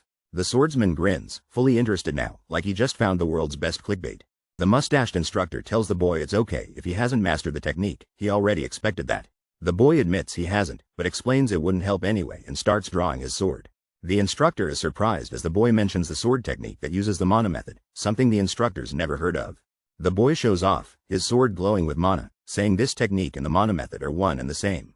The boy closes his eyes, focusing and looking determined as blue mana swirls around him. The instructor gets thoughtful, stroking his chin, clearly impressed and curious. The instructor explains he can't teach the whole thing, only half, which is basically like getting half a pizza. Nobody's happy with that. The boy is shocked but agrees, surprised the deal is even on the table. The boy insists he'll stick around, even for just half a sword technique, ready to learn whatever he can. The instructor grins with confidence, saying he'll definitely make something work even with only half, while the boy thinks, "Wow, this guy's confidence is next level." The main character gives a confident smirk, like he already knows he's about to win something big. The sword instructor says, "Well, alright. Then you have to stay in Briole, okay?" and the main character agrees like it's no big deal. The instructor starts walking away, but you know he's got something planned. There's tension brewing. The instructor faces off with the main character and says, please demonstrate it, setting up an epic showdown. The main character gets hyped, draws his sword surrounded by blue energy, and shouts, here goes my soul severance. Suddenly, the main character remembers, there's one thing I didn't tell you, just as things are getting intense. The instructor gets impatient and asks, what? Then, you aren't going to attack? While the main character looks nervous. The main character confesses he was always going to stay in Briole anyway, and starts freaking out because His Majesty wants him to stick around a lot longer. The instructor, now fired up, grabs his glowing sword and says, I'll go first then, looking ready to unleash a monster move. The main character is mad and frustrated, banging his sword down and asking, why are you? Clearly questioning all his life choices right now. A giant beam of energy crashes down, blasting the ground with insane power. Two guys clash in an epic battle, and one shouts, telling me that now? The scene shifts to a peaceful, beautiful castle under a glowing sunset. Lying in bed, the main character stares wide-eyed and says, the future is changing. He lays still, deep in thought as light spills into his fancy room. Flames consume the castle as he remembers a future where Briole totally falls apart. A man stands in the dark, thinking how Bernard staying in Briole proves the future's already different. Determined, the hero decides, though, not yet. I am going to stop the Empire this time. He pumps his fist, feeling the pressure to change fate but realizing things are shifting. Lying in bed, he promises himself, no matter what. Yes, no matter what. This guy just woke up totally confused, like he forgot what planet he's on. The maid tells him, no matter what, please don't get into trouble this time, as if that's actually possible. He suddenly remembers, yes, the Senate meeting, and basically has a mini heart attack. While getting out of bed, he's like, wait, do I have plans right now? And the maid roasts him for getting into trouble every single day. The maid lays it out. He's got a big meeting tomorrow, but he looks at her like this is breaking news. They lock hands in a determined handshake like they're about to run a marathon, but it's just a political meeting. He groans, and the maid warns that every senator in the kingdom will be there. No pressure at all. She drops the bomb. His Majesty said you have to attend. He's like, wait, am I the last to know? The maid gets dramatic, reminding him there will be scary senators, but please, don't punch anyone, okay? Our guy laughs it off, promising, don't worry, I'm totally chill now, but we all know how that goes. The brown-haired girl begs, are you sure? Promise me. While the black-haired guy confidently laughs, I am sure. We see a massive, beautiful castle under a bright sky. Yep, things are getting fancy. In a dark, grand chamber, a group gathers around a long table ready for a tense meeting. Someone slams their fist on the table, shouting no. This is about to get dramatic. The black-haired prince sits calmly but thinks, Ina was right. Duke Jetari. We meet Duke of Uges, Gernard Jetari, declaring it's wrong for the prince to learn a risky mana method. The rest of the council sits sternly, looking pretty unimpressed, with everyone against the plan. Another group of councillors looks frustrated. They're supposed to manage the kingdom, not argue all day. The prince realizes this council just challenges the king and finally understands why his dad skipped these meetings. One councillor fires back, saying, not approved? The founding king left it behind. Oh, the royal drama is real. Duke Gernard claims it's better to learn the Briole method and starts stirring up some drama. The council heats up, questioning if it was really the prince's mana, and someone gets defensive fast. Are you doubting the prince? The prince is super chill, joking about a whole meeting just for his mana method, and even thanks Duke Gernard for the attention. But someone's inner thoughts are brutal, calling Duke Gernard a traitor and saying his opinion is basically irrelevant. Duke Gernard tries to play it safe now, saying they just want to be certain, because they're actually worried about the prince. Next, he calls on Captain Sand for backup, hoping to turn the tides with some authority. Captain Sand, calm as ever, admits he can't make any conclusions just yet, leaving everyone hanging. Someone presses Captain Sand for his thoughts. Turns out, this is the captain of the Briole Royal Guard in his spotlight moment. Duke Gernard jumps up, pointing out that even the Royal Guard's captain doesn't know for sure, so making a decision now is way too risky. Captain Sand explains that every mana method has pros and cons, and it totally depends on the individual. Duke Gernard is quick to shout, see, like he just won the argument. The mustached noble insists they should totally ignore a certain mana method. But the guy in the fancy uniform argues, saying Captain Sand just meant every mana method has its pros and cons. Suddenly, the man in green slams the table, yelling that's the same thing, and the Duke is freaking out that the mana method might hurt the prince. The stern silver-haired dude just stares across the table, arms crossed, like he's waiting for someone to mess up. The prince, looking annoyed, is clearly over this drama and thinking hard about his next move. In his mind, the prince thinks, this isn't good, like he's 2 seconds away from flipping the table. The prince realizes someone else at this meeting just took control of the situation. Everyone starts agreeing with the Duke, one after another, like a boring office meeting, but way more magical. Prince visualizes his mana. Turns out if you haven't learned a method for long, you can actually switch to another. But then he remembers a battle he had. and realizes a powerful technique called soul severance is already deep in his core, making things really complicated. The main character is stressed out because he can't explain everything and wonders what he should even say next. Someone else speaks up and actually finds his words convincing enough. A mysterious man begins to smile, clearly planning to chime in. The main character looks surprised. Maybe he wasn't expecting people to actually listen to him. The mysterious man raises his hand and asks, "May I speak?" The whole room gets tense as everyone at the table turns, asking, "What?" The mysterious man throws a curveball. "Have you ever fought an orc before?" With a sly grin, Baron Calcio Rancha asks the whole room, "How many of you here have actually fought an orc?"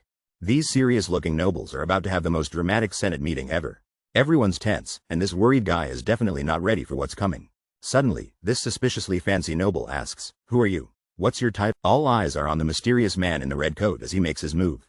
The man stands tall and says, "I am Calcio Rancha, a free baron," like he just dropped the hottest mixtape. The green-suited noble looks shocked. Apparently even showing up as a free baron is big news here. Calcio shrugs and drops the ultimate excuse, "But what can I do?" Calcio reveals the plot twist. "It was Count Sitter who asked me to come." Someone remembers. Count Sitter is the legendary frontier lord guarding Briole's border. The young noble's mind is blown as he realizes Count Sitter's name just changed the game. There was a legendary lord, famous for living and dying on the battlefield, a real soldier's soldier. But here's the twist. This guy, known for skipping every noble event, actually sent someone to represent him at the Senate. One of the senators can't believe it and wonders why this battle-hardened lord suddenly wants in on politics. The prince sits at the table, realizing that seeing all these nobles play political games makes it obvious why he was sent. The guy in red says, "On the battlefield, the fancy mana method doesn't matter. It's all about who uses it, not which kind you use." He turns to the prince and asks, "What do you think, Your Highness?" The prince drops the mic, saying as the Prince of Briole, he's going to master his ancestors' mana method, no matter what people say. The room goes quiet as everyone understands if the prince, the actual sword wielder, is following the founder's will. Who's gonna argue with that? The man in red smirks and points out, if the prince is on board, why are a bunch of irrelevant people making it such a big deal? He ends it by roasting the haters. People who've never even drawn a sword are always the loudest about what real warriors should do. The nobleman calls out the baron, saying his words are reckless. The baron smirks, apologizing for his lack of etiquette and blaming it on fighting orcs at the frontier every day. The baron challenges the group, asking how many have actually fought orcs themselves. Another noble scoffs, questioning if the monsters even care about mana methods. A green-suited noble admits the prince is too young to make the right choice, blaming himself for any wrong decisions. The prince surprises everyone, suggesting maybe they should completely change the mana method. The prince calls out the doubters, asking if they even understand that what they're proposing is impossible. The baron points out the prince isn't backing down and jokes about forcibly extracting the prince's core. The green-suited noble protests loudly, insisting that's not what he meant, while the baron asks what the point of this argument even is. The baron turns to the prince, asking, "Your Highness, you agree, don't you?" And the prince responds with a confident smile. The room's tense. Someone points out that everyone here is just stressing each other out. This blonde noble with a fancy stash mocks the royal capital, saying they've got way too much free time. The green-suited noble is not having it, defending the funding and saying the frontier has been quiet, awkward. Suddenly, this intense dark-haired guy drops a huge truth bomb about people dying daily on the frontier. He definitely read the reports. He recalls even on the day he left, 4 men died. This ain't your normal Monday commute. He shares a tragic memory covering his friend's body, a guy who had just had breakfast with him that morning. At this long table, he drops facts. Orcs never rest. To these nobles, he says they live for combat and chaos. The nobles are sweating, realizing their arguments aren't holding up. Someone definitely regrets coming to this meeting. The dark-haired hero is plotting, thinking hard about these orcs. Now, a map appears. There's tension at the Klein Duchy border, and things are about to get wild.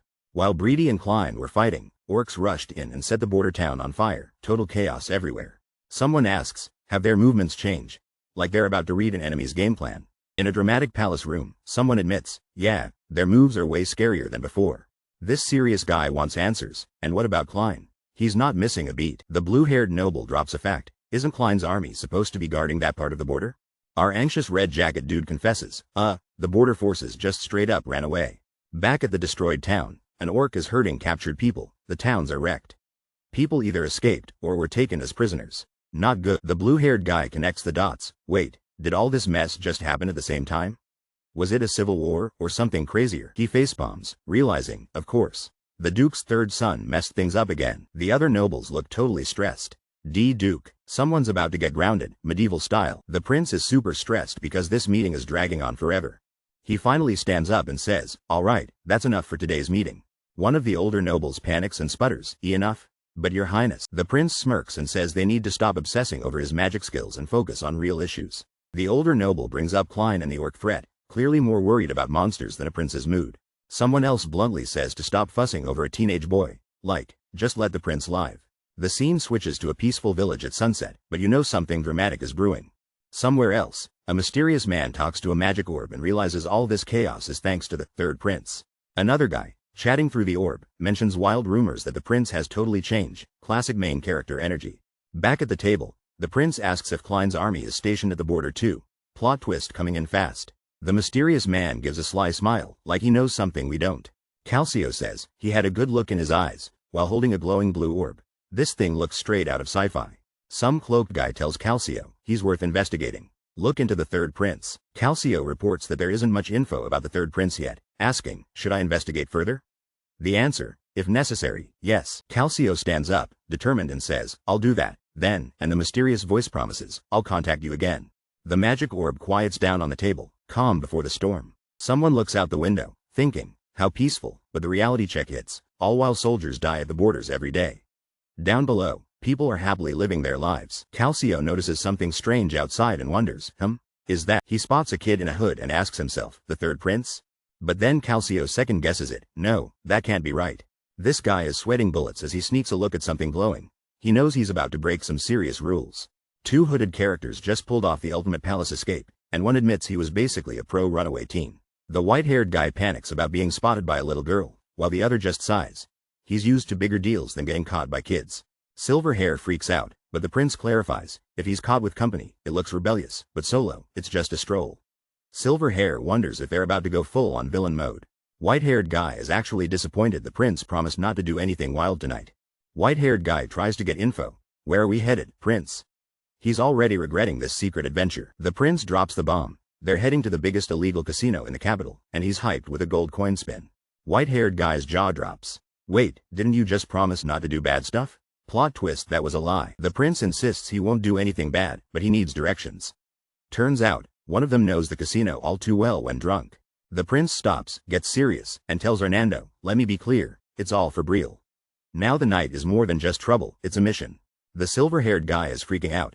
He can't believe the crazy plan and realizes it's all been masterminded. Someone confidently agrees, shouting, all right, your highness. Like we're about to start a royal heist. The duo steps out into the sparkling city lights, totally ready for their nighttime mission. Secret plan revealed. Tonight, they're going to shake up the casino like never before. Meanwhile, in a dramatic throne room, someone powerful sits surrounded by guards, controlling the streets of Briole. A sharp-eyed character narrows in, revealing someone was taken out by an assassin. Now there's a crowd. The two heroes step in, and it's clear everyone is watching the top loan shark in the underworld. The top loan shark, Goryo, welcomes them with a smirk, acting all friendly but clearly plotting something. The hooded main character challenges Goryo, assuming everyone knows exactly who he is, but his partners just confuse.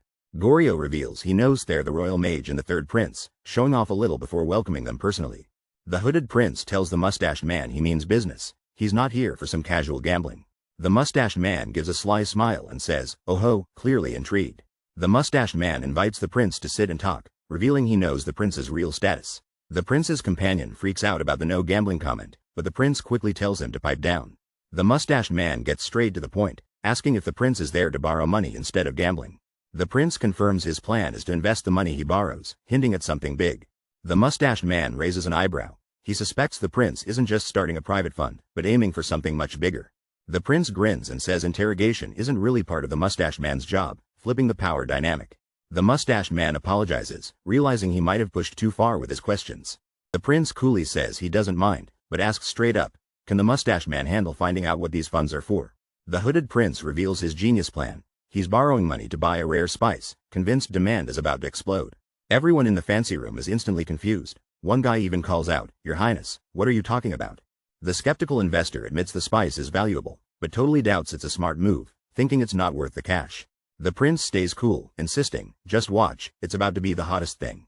A blonde guy with serious thinker energy wonders if civil unrest and orcs could really make spices more expensive. He suspects maybe the prince just wants to buy up all the goods before anyone else can. The blonde still can't shake the look on Prince Yuri's face. There's more to this plan than meets the eye. The skeptical investor eyes Yuri, realizing this guy isn't the clueless prince people said he was, and he definitely knows something secret. Suddenly, the investor is all in and proposes to sell on an amount asking the prince how much money he wants to borrow, as a fellow investor, not just royalty. The chandelier sparkles overhead, marking the start of an investment that could change everything. In a fancy mansion, a mysterious shadow stands at the top of a grand staircase, looking like trouble is about to go down. A hand slams onto a desk, all dramatic, as if someone's about to make the toughest decision of their life. This intense guy with a killer mustache says, "Please sign this promissory note." Never trust a dude with that face. The hooded boy grins slyly. Either he has a plan, or he just remembered he left pizza in the oven. Our hooded hero walks outside reading the promissory note, seriously hoping it's not a bill from Amazon. A friend calls him out. You really borrowed money from Goryeo, and suddenly, taking financial advice from TikTok doesn't sound so bad. The kid in the hood protests, "That's so unfair, Your Highness," revealing he's not just broke, he's royal and broke. Now they're both arguing, "You didn't warn me," and "You never wanted to gamble anyway." These two are more dramatic than my group chat. They switch focus, asking, "Are we heading to the Merchant Guild now?" Because apparently, side quests are just the way royalty repays debt. Suddenly, we cut to a dark flashback. Someone was the only alchemist who could make a profit item, but he was the first casualty in the Civil War. Talk about dramatic business risks. Yuri explains that Mugravia spice is so rare, it's basically pure gold until someone finds a substitute. The mysterious duo arrives at a sketchy, broken sign swinging in the wind. This does not look like a 5-star place. Yuri and his friend stare up at a creepy house, and Yuri's thinking this job shouldn't be trusted with just anybody. Suddenly, the mood shifts. Yuri's friend confusedly shouts, "Here it is," and both of them are totally dumbfounded. They're like, "Wait, this rundown place? It looks more haunted house than supplier of $1,000,000 spices." Yuri decides to knock, because what could possibly go wrong banging on a spooky mystery door at night? Yuri yells out, "Elaine WOOO, are you here?" While his friend freaks out, reminding him this is not exactly proper royal protocol. Someone cracks the door open, and a voice asks, "Who are you?"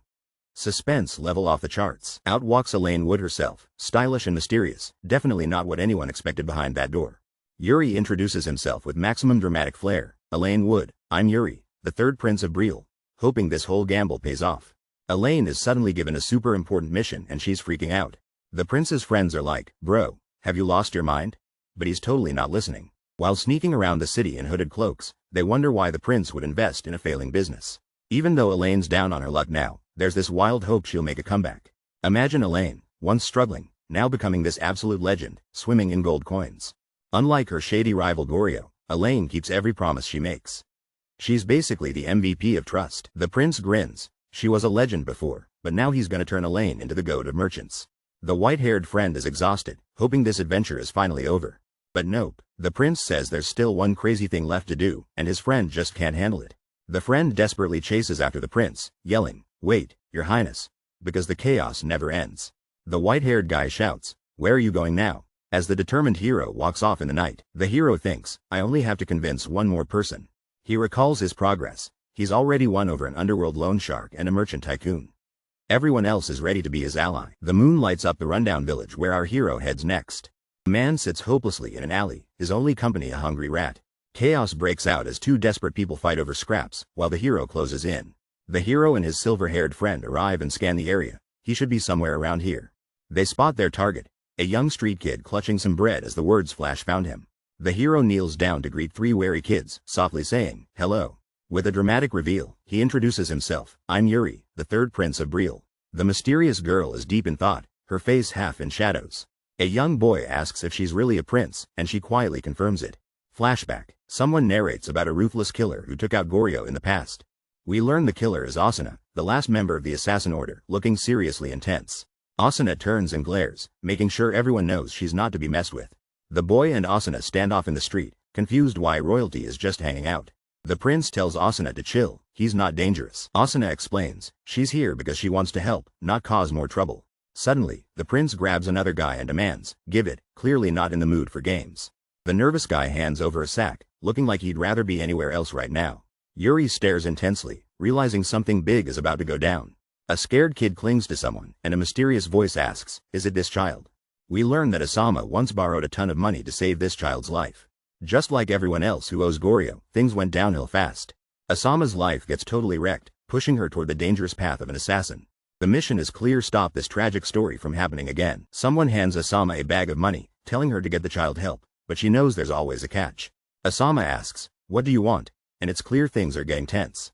Suddenly, a young guy steps up and declares, "I'm the third prince, Yuri Briole." The story hammers at home, remember that name. Two mysterious figures are running through a dark alley, with suspicious people hot on their trail. One of the hooded characters questions the other, why would you give some beggar all that money? And gets a cryptic answer, it's an investment for the future. The white-haired character reveals, in an epic montage, that he's been building connections with powerful people he'll need in the future. Back in the present, the white-haired guy says, now, there is just one person remaining, looking all dramatic. The younger one calls out, Hernando, I want to ask you something, setting up a big moment. He gets serious and asks, what did you see in the founding king's tomb? Hernando just grins and replies with an unexpected answer, gambling. The younger guy is stunned, but Hernando explains he literally gambled with his life at the Barthelgas casino in the Empire. The younger guy sighs and thinks, that's fitting, like this is just another Tuesday for Hernando. Shrugging it off, the younger guy says, well, whatever. About what happened today, and Hernando, still chill, answers, yes. Two mysterious figures in cloaks make a secret deal at night. One says, keep it a secret. The sun rises on a huge, fancy palace that looks straight out of a fairy tale. In a huge throne room, the king calls Hernando and says his name with a serious tone. The king, looking intense, says, I heard that you went out with Yuri yesterday. The king wants the dirt. He leans in and asks Hernando, can you tell me what happened? Close up on Hernando, as he spills, he convinced me to leave the palace with him. Hernando continues, revealing they snuck out and went to the biggest casino in the capital. The king is shook, a casino? Did he gamble there? Hernando confirms, yes, he did, and looks pretty chill about it. The king's disappointed. He thought Yuri was good at cards but says he lost all the money he lent. The silver-haired guy stands in a massive hall and asks, afterwards? Like he's about to spill a huge secret. This fancy woman reveals, he took the money from Goryeo, to some old merchant guild, and honestly, she looks like she just watched a plot twist. Then we see a sad girl clutching a bag of cash, and the text says, he gave a bunch of money to some orphan, making it rain the Mr. Beast way. We walked around and saw how the people live, pops up, so you know this is turning into an epic field trip. The silver-haired guy is now smiling, saying, he was interested in how people live their lives, as if studying for a social experiment. Suddenly, we're in front of a serious-looking dude on a gold throne asking, then he came back? Like he's running a loyalty test. The silver-haired guy has a close-up with glowing eyes, looking like he's got secret plans. He places a hand on his chest and says, yes. That's all, like he just finished an audition to become a mysterious legend. The king just leans back and goes, I see, desperately hiding how impressed he is. The king silently stares, probably realizing he should have been giving away money to orphans this whole time. Someone asks Hernando if he's going to attend the ball, putting him right on the spot. Hernando stands in the center of a grand hall and confidently says, yes, like he's about to win prom king. A bearded man points out that Hernando wasn't interested before, but Hernando hits back with, people's minds change. Hernando flashes a charming grin and admits it's been a while since he danced. Hopefully nobody steps on his toes. Suddenly, the scene shifts outside with bright sunlight and some serious training vibes. A tough instructor faces off against Bernard, who's clearly exhausted from practice. Bernard is sweating bullets, looking like he just saw his test scores. Spoiler, it's not good. Hernando shows up and teases Bernard, saying, you're pretty popular, like only a true friend would. The instructor lets Bernard know the maids keep glancing at him, suggesting he's basically a celebrity, and he has to be at the ball. The instructor shuts it down fast, insisting, I'm not interested, even though everyone knows he'd be the life of the party. Our hero gets serious and brings up a mysterious sword technique. A mentor admits the truth. There's no set move in this technique, just a bunch of broken swords lying around. The black-haired student confidently shows off, saying you just have to go with the flow. The older mentor is totally confused. Apparently, this isn't just sword fighting, it's like mana magic too. Despite being confused, the mentor's impressed the kid is picking things up way too fast and is super skilled with mana. The student looks a little guilty. He's using secret knowledge from his past life to pull this off. The mentor warns him to take things slow, clearly worried about the young prodigy. The student acts surprised, but the mentor doubles down. It's not normal to be this good, this fast. The mentor points out how crazy it is the kid's body hasn't even finished growing and he's already crushing it. But our main character isn't fazed. He smiles and promises he'll keep everything perfectly balanced. The older swordsman says, let's keep sparring, and the younger guy jumps in with, are you sure? The sword clashes down hard as the boy confidently agrees, of course. The young swordsman cranks up the challenge. Let's spar with real swords, determined to get stronger fast. Both swordsmen face off in the courtyard, ready to take things up a notch. All right. The boy grins and suggests, how about a bet? If I hit you, you'll go to the ball. But the older guy's not having it. The older swordsman teases, I'm going to win anyway, and the boy calls him out. You just nullify the bet if you lose. The boy powers up his glowing sword and says, we'll see. He slams his sword into the ground, sending energy flying everywhere. With all-out energy, the boy charges, yelling, I'm gonna get you, as swords clash in a crazy battle. Spoiler alert, he did not get him. Horses trot through the moonlit city, setting the stage for something epic. It's the day of the royal ball, and our fancy carriage rolls in like it's flexing on everyone. Inside the carriage, the second prince chills while sunlight blasts through, looking like a boss. Prince Georg smirks and teases, "You haven't taken your eyes away from the window, have you?" Yekaterina beams out the window, super excited, "It's been so long." Yekaterina, the princess, reveals her secret. She's got someone she can't wait to meet at the ball. The night starts at a royal castle, and someone asks, "How is it, your highness?" The prince stands in his fancy outfit, thinking hard about something big.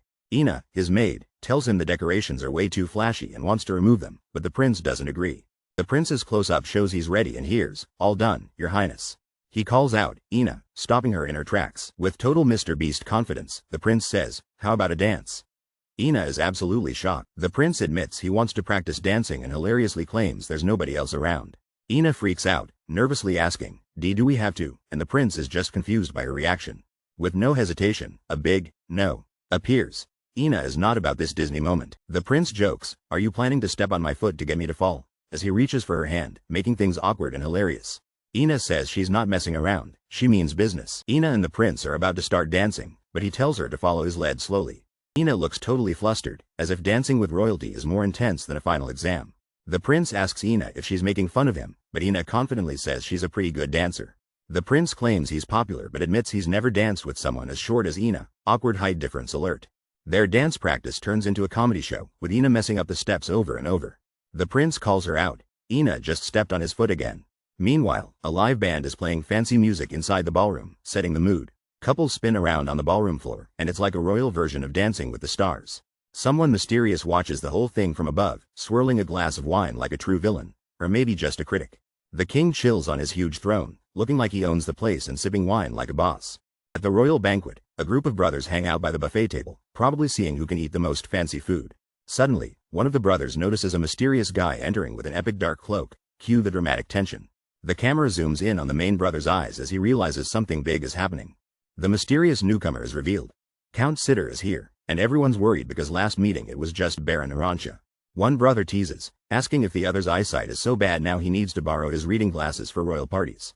The brother with the glasses tries to play it cool, but honestly, his glasses might be the most powerful accessory at this party. Suddenly, a hand raises a golden horn. Someone's about to make the world's fanciest announcement. The sound has people running to the hall, either from excitement or because they heard there's more dessert. And just as things get really intense, the king is face to face with a serious blonde guy in a red cape. The prince arrives at the grand hall and gets a royal handshake, awkward small talk level expert. Our hero in the red cape confidently struts into the palace, all eyes on him. Meanwhile, the guy with the blue jewel looks completely shocked, like he just saw his favorite Netflix series get cancelled. The prince announces he's not alone. His sister is in the building. His sister, looking elegant, bows and greets the king with serious princess energy. Close-up of the prince's sister flashing a winning smile. She knows how to work a royal intro.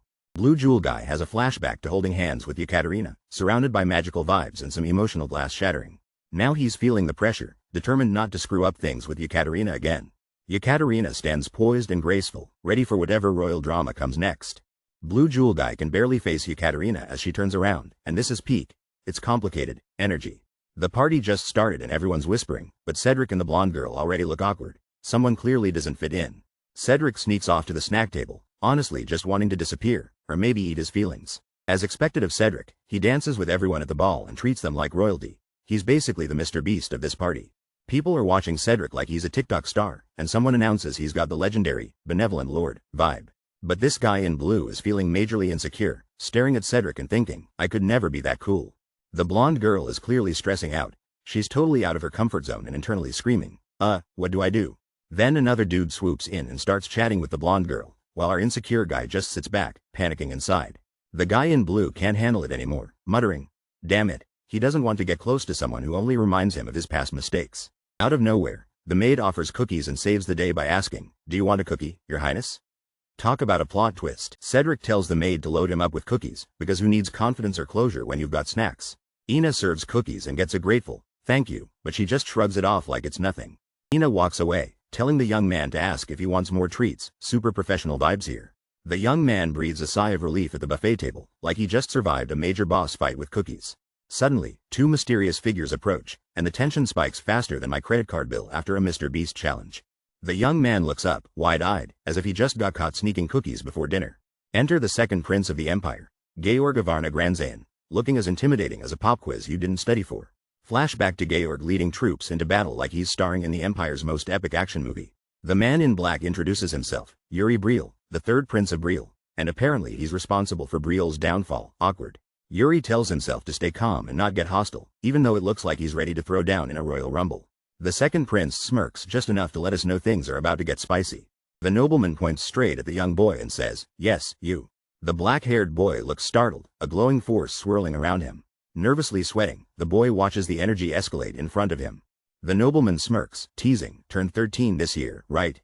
Someone acknowledges, as expected of the son of Fury. The nobleman strides confidently, complimenting, "You have some talent." The boy clenches his fist, thinking how strong the challenger is for his age. Another boy, looking serious, mutters, "The both of them." A maid drops to her knees, panicked, as the nobleman stands in front with a stained cape. Terrified, the maid calls the nobleman the symbol of the kingdom and apologizes for her disrespect. The blonde prince flashes a sly grin and says, "Oh, my," like he's about to drop some major drama. The black-haired guy looks totally shocked, like he just saw someone put pineapple on pizza. The blonde prince announces, "This child," as the attention shifts to someone kneeling on the floor. A gloved hand grips tightly onto a sword, and you just know things are about to get intense. The prince declares, according to the rules of the crown, like he's starting the world's harshest game show.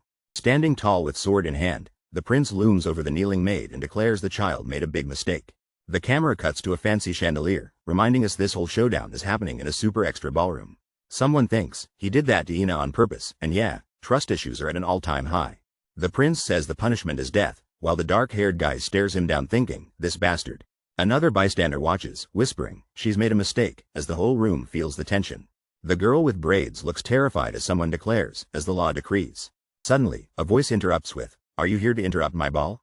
Two serious men face off. One coldly says, "A beheading should suffice." A powerful man stands tall and commands, "If you wish to see blood, do it in your land." The knight bows and says, "I apologize," letting the tension settle for a moment. From above, a diplomatic debate begins. One man reminds the other that their nations used to respect each other, but not anymore. "Do you recall Gadensha?" one asks, bringing up a dark memory between the leaders. We see a flashback of a fierce execution, when you executed a knight of the empire. The narration continues, "Our emperor respected your honor, and did not ask you to take responsibility for such actions." Back in the present, the knight insists, "This is just like that. I'm doing this to protect both nations' peace and honor." The boy reveals a dark family secret: his father once killed a knight of the empire. The father, stressed out, says he doesn't want this drama but feels their family honor is at stake. A powerful prince threatens someone on their knees, saying there won't be much blood, but stopping him now would be declaring war on the empire. The boy stands alone, caught between ideals and the harsh reality, while people reach out as if drowning, no pressure. Suddenly, a sinister red eye appears, reminding everyone that Briole never gives up his honor. An intense figure with glowing eyes makes it clear nothing makes Briole break his oath, not even a bad day. The boy, with fiery determination, declares this is the unbreakable oath of the Brioles. The prince is interrupted, looking a little shocked as someone calls out, "Your Highness." Our boy steps forward and says, "She's my maid," totally shooting his shot to save her, but someone doubts he can pull it off. The father remembers, if she messed up, her mistakes are his to bear too. Classic. It's a family thing. The prince steps forward, declaring his status and asking for a second chance, reflecting on his past as a criminal and how life feels like a sentence. He admits he never had a choice, while a blonde man asks to spare a woman's life and suggests a different punishment. The blue-haired prince boldly requests a dual trial instead of an execution. The prince stands tall, ready to face whatever challenge he just proposed. The man in the red cape bursts out laughing like someone just told the best joke at a royal roast. The man in the red cape calms down and smirks, confirming the prince's name as Yuri. Yuri confirms his name, and the red-caped man asks if he can call him Yuri like they're suddenly besties. Yuri agrees, and the red-caped man responds, "All right, Yuri," while the party guests look super nervous in the background. The red-caped man turns to the king and says he wants to accept the third Prince Yuri's suggestion for a duel, checking if that's cool with the king. The king sighs and agrees, clearly wondering if royal family drama ever ends. The prince says he should fight, but he's going to use a proxy because, dignity. The prince picks the youngest royal guard to fight in his place, and the guard is just trying to be polite about it. With a "see you," the prince casually struts away, leaving the young guard to handle the mess. Meanwhile, a maid named Ina is super stressed and clutching her chest. When Ina collapses, the young guard rushes to help her, calling her name and looking worried. The young guard tells Ina to go rest, like he's the only one here giving out sick days. He assures Ina not to worry about him, acting tougher than he feels. But Ina just can't chill, and asks how she could possibly not worry about him. Ina gets helped away by other maids, while the young guard stays behind, probably wondering what just happened. The guard stands alone, clearly gearing up for whatever wild thing is coming next. The young officer spots someone in the crowd and looks shocked. Yekaterina sits at the table, looking serious. This is getting intense. The officer mutters, useless thoughts, trying not to lose his cool. He walks away from the lively ballroom. Things are awkward. Meanwhile, another elegantly dressed man enjoys his drink, clearly relaxed about the drama. Night falls over the grand palace, but you know things aren't calm inside. The young officer walks through a shadowy hallway, trailed by a man with glasses looking stern. Under the moonlight, the officer pauses, deep in thought and totally stressed. The older brother finally breaks the silence. What were you thinking? The officer turns around, nervous, and says, brother.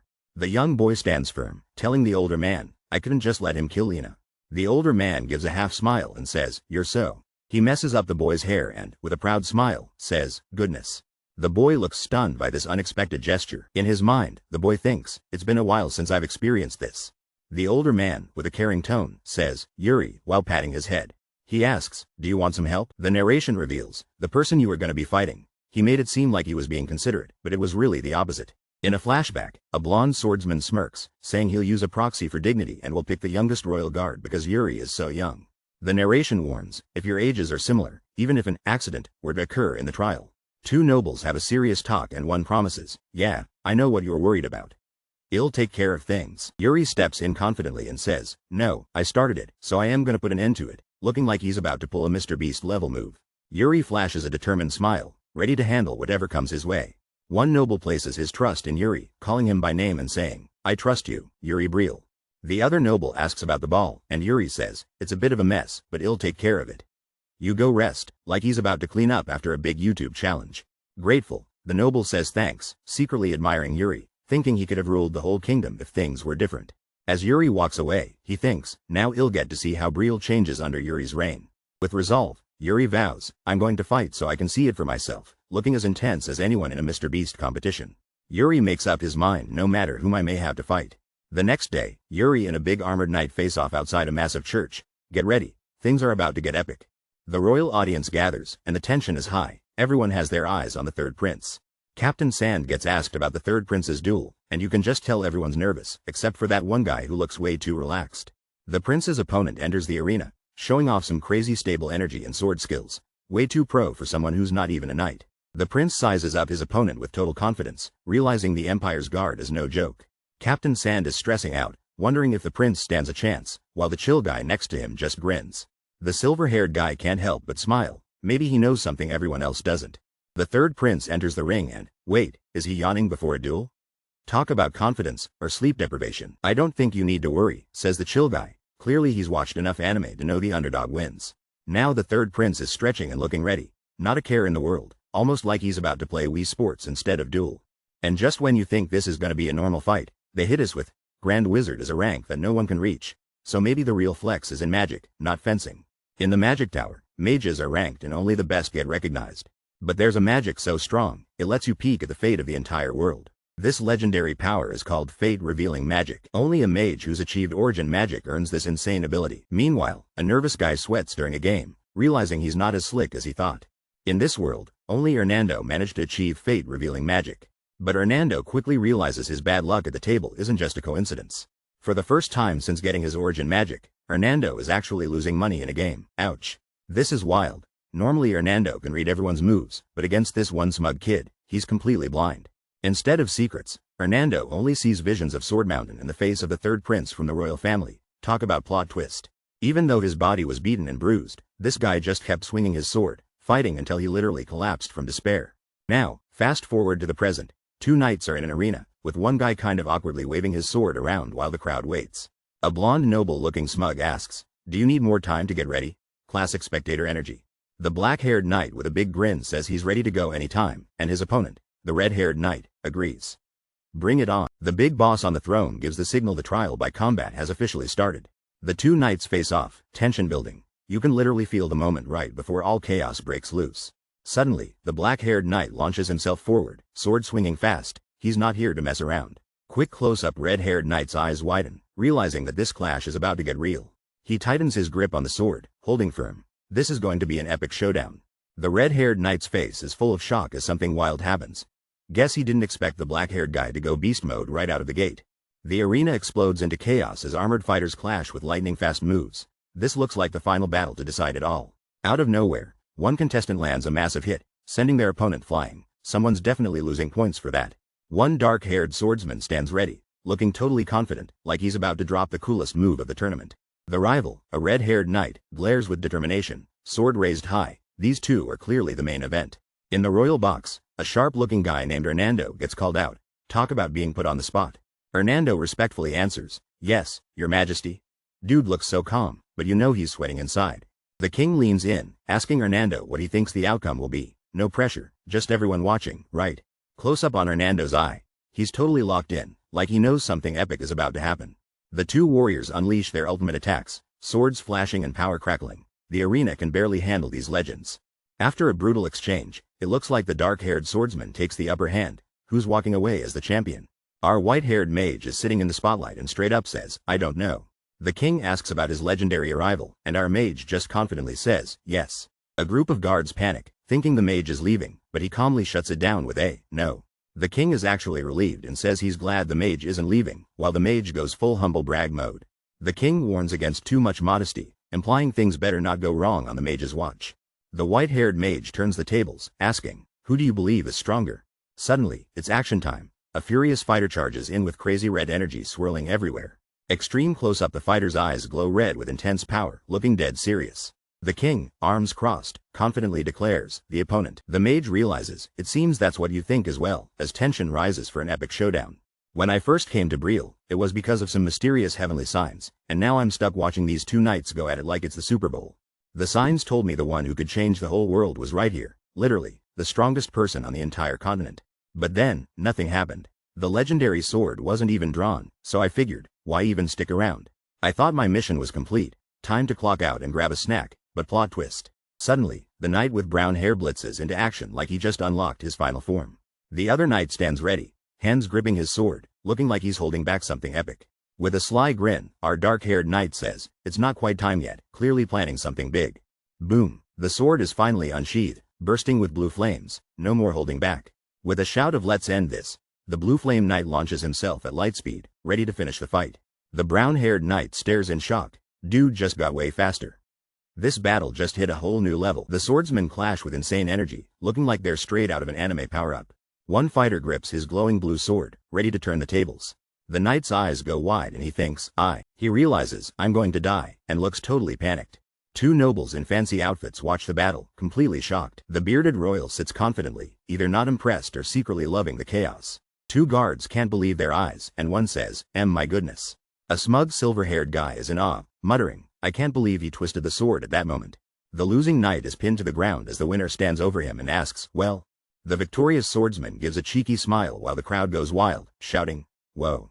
In front of a massive cathedral, someone admits defeat as confetti falls and the crowd erupts. The prince stands triumphant, sharing that he came to chase heavenly signs but found someone who defied destiny instead. Everyone stares in shock as the third prince's sword flips fate itself. Life and death trade places, and destinies are rewritten. The crowd goes wild, realizing this boy's every move now ignores the will of the heavens. Meet Yuri Briole, the one who literally broke the rules of destiny. The prince grins and praises Yuri, calling him incredible and admitting he can't wait to see Yuri's next move. Yuri flashes the ultimate winner's smile, ready to change the world's destiny forever. I met someone who defies fate, right when I thought life was predictable. Plot twist unlocked. The third prince's sword literally changes destinies, rewriting fates right in front of everyone. As the crowds go wild, people realize every step Yuri Briole takes is a middle finger to destiny. Yuri Briole, the ultimate fate breaker, steps up and looks totally unstoppable. Everyone's on the edge of their seats, waiting to see how Yuri's gonna shake up the whole world. 5 years later, things look peaceful, but you know something crazy's about to happen. Suddenly, things have been too easy, like, suspiciously easy. Someone senses trouble brewing. A nervous maid with glasses realizes she's messed up her assignment, and panic mode is definitely activated. The maid's heart pretty much stops when someone calls out to her, "Busted." She looks up to see a royal with trademark black hair, and he asks, "Are you new here? Guess this day just leveled up." The maid is caught late at night by a stern-looking noble, who demands to know what she's doing. The maid tries to stay cool under pressure and remembers her training, "Don't panic." The noble pushes for answers, and the maid frantically recalls the advice about which royal is which. She's sizing him up. Apparently, sinister eyes and bad posture means trouble. She's convinced he's the third royal, but doesn't even know what that means, and he's not amused. The noble wonders out loud if servants have a whole secret manual just for avoiding royals. The noble loses patience and announces it's time for a lesson nobody asked for. But wait, Another brother shows up and interrupts, asking what's going on this time. The maid flashes back. She's also supposed to watch out for another guy with a super confident vibe. And if that confident guy also has a sword strapped to his side, she knows exactly who he is. This just got way more intense. The third prince shows up, grinning, and someone asks if he's harassing a maid again. The prince casually munches on a tasty swirl cookie like it's his royal snack time. He strolls through a fancy palace garden, looking like his only job is being dramatic. With an almost model-type pose, the prince flicks his fingers, acting way too cool for chores. We get a flashback. Someone accusing the prince of harassing the maid, but he's like, no. The maid, totally unfazed, thanks him and offers the swirl cookie as her grand prize. The prince wipes his hands like he just finished a tough mission, but all he did was eat snacks. Looking thoughtful, the third prince admits, the food I received from that maid was quite delicious. Suddenly, things get intense. The prince focuses and thinks about the unarmed realm. His hand glows with blue mana as he explains it using magic to lessen sword pressure like some anime character. The main character realizes he's finally become powerful enough and looks seriously determined. Flashback to 5 years ago, showing him getting stabbed during a dramatic fight. Yeah, it wasn't a great day for him. He wakes up in bed, remembering that he actually died from a sword fight with someone named Laurent. Back in the present, he suits up and jokes to himself that his chill life is about to get wrecked. The story zooms out to a bright, peaceful castle, but our guy knows the people inside are probably gossiping up a storm. A gloved hand knocks hard on a door, and someone inside sounds annoyed, asking if he's even listening. The main character, with a sword on his hip, argues right back. Looks like these two could fight about fighting. A nervous guard explains no one's listening because there's a big conference and suggests the main character tries knocking again. Awkward. Ignoring all warnings, he just busts down the doors, leaving everyone in shock and yelling out. This dude has zero chill. Two officials at the table get startled big time, and the blonde one tries to save face by apologizing for the chaos. The dark-haired guy enters with a smile, claiming he knocked, but his knock nearly broke the door and left a servant trembling in fear. At the head of the table, a serious-looking man in a military uniform is asked by his son, "Father, I'd like to join the conference." The father allows his son to join, and now the big political meeting is in full swing. One noble argues, saying they can't send any more troops to help the Allied forces, and questions if they're just ignoring the Empire's request. Another noble gets heated, saying that's irresponsible and suggests the other nobles can take the Empire's request instead. The table turns into chaos, with everyone arguing and only thinking about their own gains and losses. Our main character remembers. This is exactly when a huge incident happened in his past life. The Empire had just called for Allied forces to unite their troops, trying to stop a major threat heading east. But the unified armies failed, the orcs went wild, and all the countries except for the Empire got totally wrecked. And that's when the terrifying, unstoppable orcs appeared, destroying everything but sparing the Empire. The main character discovers a shocking truth. Everything's been a setup by the Empire since day one. Lien Flandre explains the heavy cost of this conspiracy, including the loss of legendary knights like Lien. But our hero isn't backing down. He's determined to change the way things turn out this time. The council erupts. One noble refuses to send anyone and another argues that they're stretched too thin on knights. Suddenly, the main character interrupts the chaos and boldly declares, "I will go." He closes his eyes, preparing himself for what's next, the weight of his decision hitting hard. He stands up and shouts that he'll join the Allied forces, challenging the others to prove their sincerity too. He calls on the nobles to do their duty, reminding everyone that the honor of the Briole family is on the line. A mustached noble catches onto the plan, his interest piqued. "So that's your move, huh?" Next scene, the main character is already training hard, clashing swords and getting ready for the fight of his life. Out of nowhere, a guy yells Yuri. Across the palace courtyard, things are about to get dramatic. The out-of-breath guy storms in, freaking out, and asks, "Are you seriously heading to join the Allied forces?" Yuri, looking all heroic, just smiles and says, "It's the duty of a royal." The other guy can't believe it. He's like, "But you're royalty. You don't have to go." The out-of-breath dude finally gets it, laughs, and admits, "All right, Yuri. Today, I finally understood your mindset." Suddenly he strikes a pose and shouts, "Come back safely. I'll protect the palace while you're gone." Then he dashes away like he's late for a Black Friday sale. Yuri and a royal advisor savor the moment, such brotherly bond. Meanwhile, Yuri's thinking, "Just don't cause any trouble, okay?" Yuri asks the advisor, "Aren't you going to worry about me?" The advisor keeps it real. "As long as you're not reckless, you'll be fine," and Yuri's like, "Thanks for the generous evaluation." The older man looks serious and warns, "Still, be careful." The young man in white says orcs are tough, way tougher than you'd ever think. He explains to watch out for an orc with a flag on its back, called an orcval. A menacing orcval appears, and these guys are the beasts among beasts. The young man tells his companion, "Don't worry, I have my ways." The companion asks if there's a plan. Suddenly, a maid runs in yelling, "Your Highness." The maid, almost out of breath, announces a guest is here with something important. The companion questions the young man's plan, but he confidently says he has one. The young man smirks, promising a very special one. Somewhere else, a man sips tea calmly, because every epic plan starts with a dramatic sip. The prince bursts through the doors, clearly ready for something important.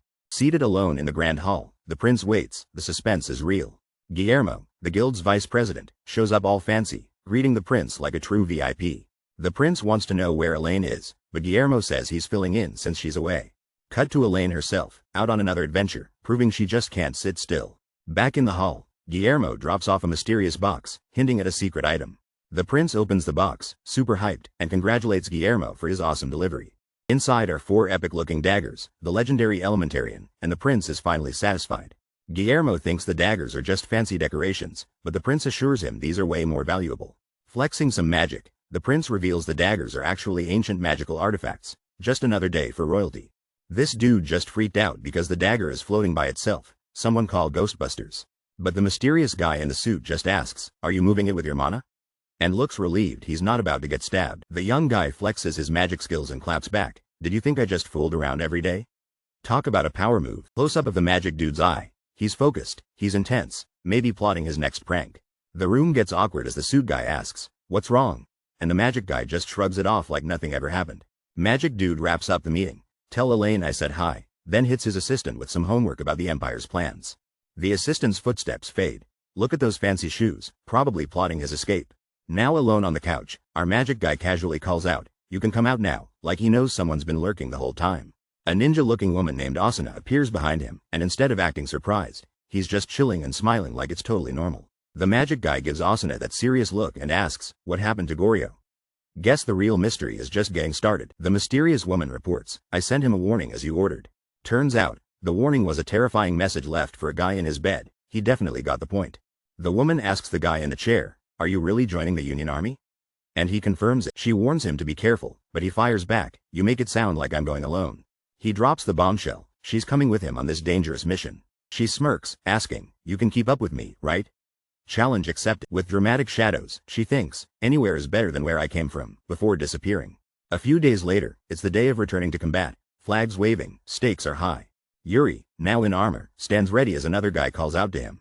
The friend smiles and says, "Take care," as Yuri gets ready for battle. The confident knight declares he's invincible and will raise the image of the Brioles. No pressure at all. A mysterious smirk appears, like someone knows something we don't. We cut to a cute moment where the glasses guy tells the knight to take care of his eyes. Gotta protect those gamer stats. The two share an epic hug and a promise to see each other again. The knight reassures with a grin, saying he'll definitely be back. Total main character energy. A ceremonial horn blasts as the Briole's flag waves in the background. Something big is about to happen. Armor Boots step confidently up red-carpeted stairs. He's ready for his moment. A royal-looking official announces, "We shall now proceed with the ceremony." Things just got real. The knight looks determined, all suited up and ready for glory. He was basically born for this. The official asks if he's nervous, but the knight coolly replies, "Not at all." Absolute legend. The mysterious narrator teases that all these soldiers are important. The father, standing at a podium, tells his armored son to look behind him. The armored son turns and sees a massive army, realizing their lives are now his responsibility. The son thinks to himself, determined not to let these soldiers die like they did in a past life. The father challenges his son, asking if he's sure he can handle this mission, and the son responds nervously.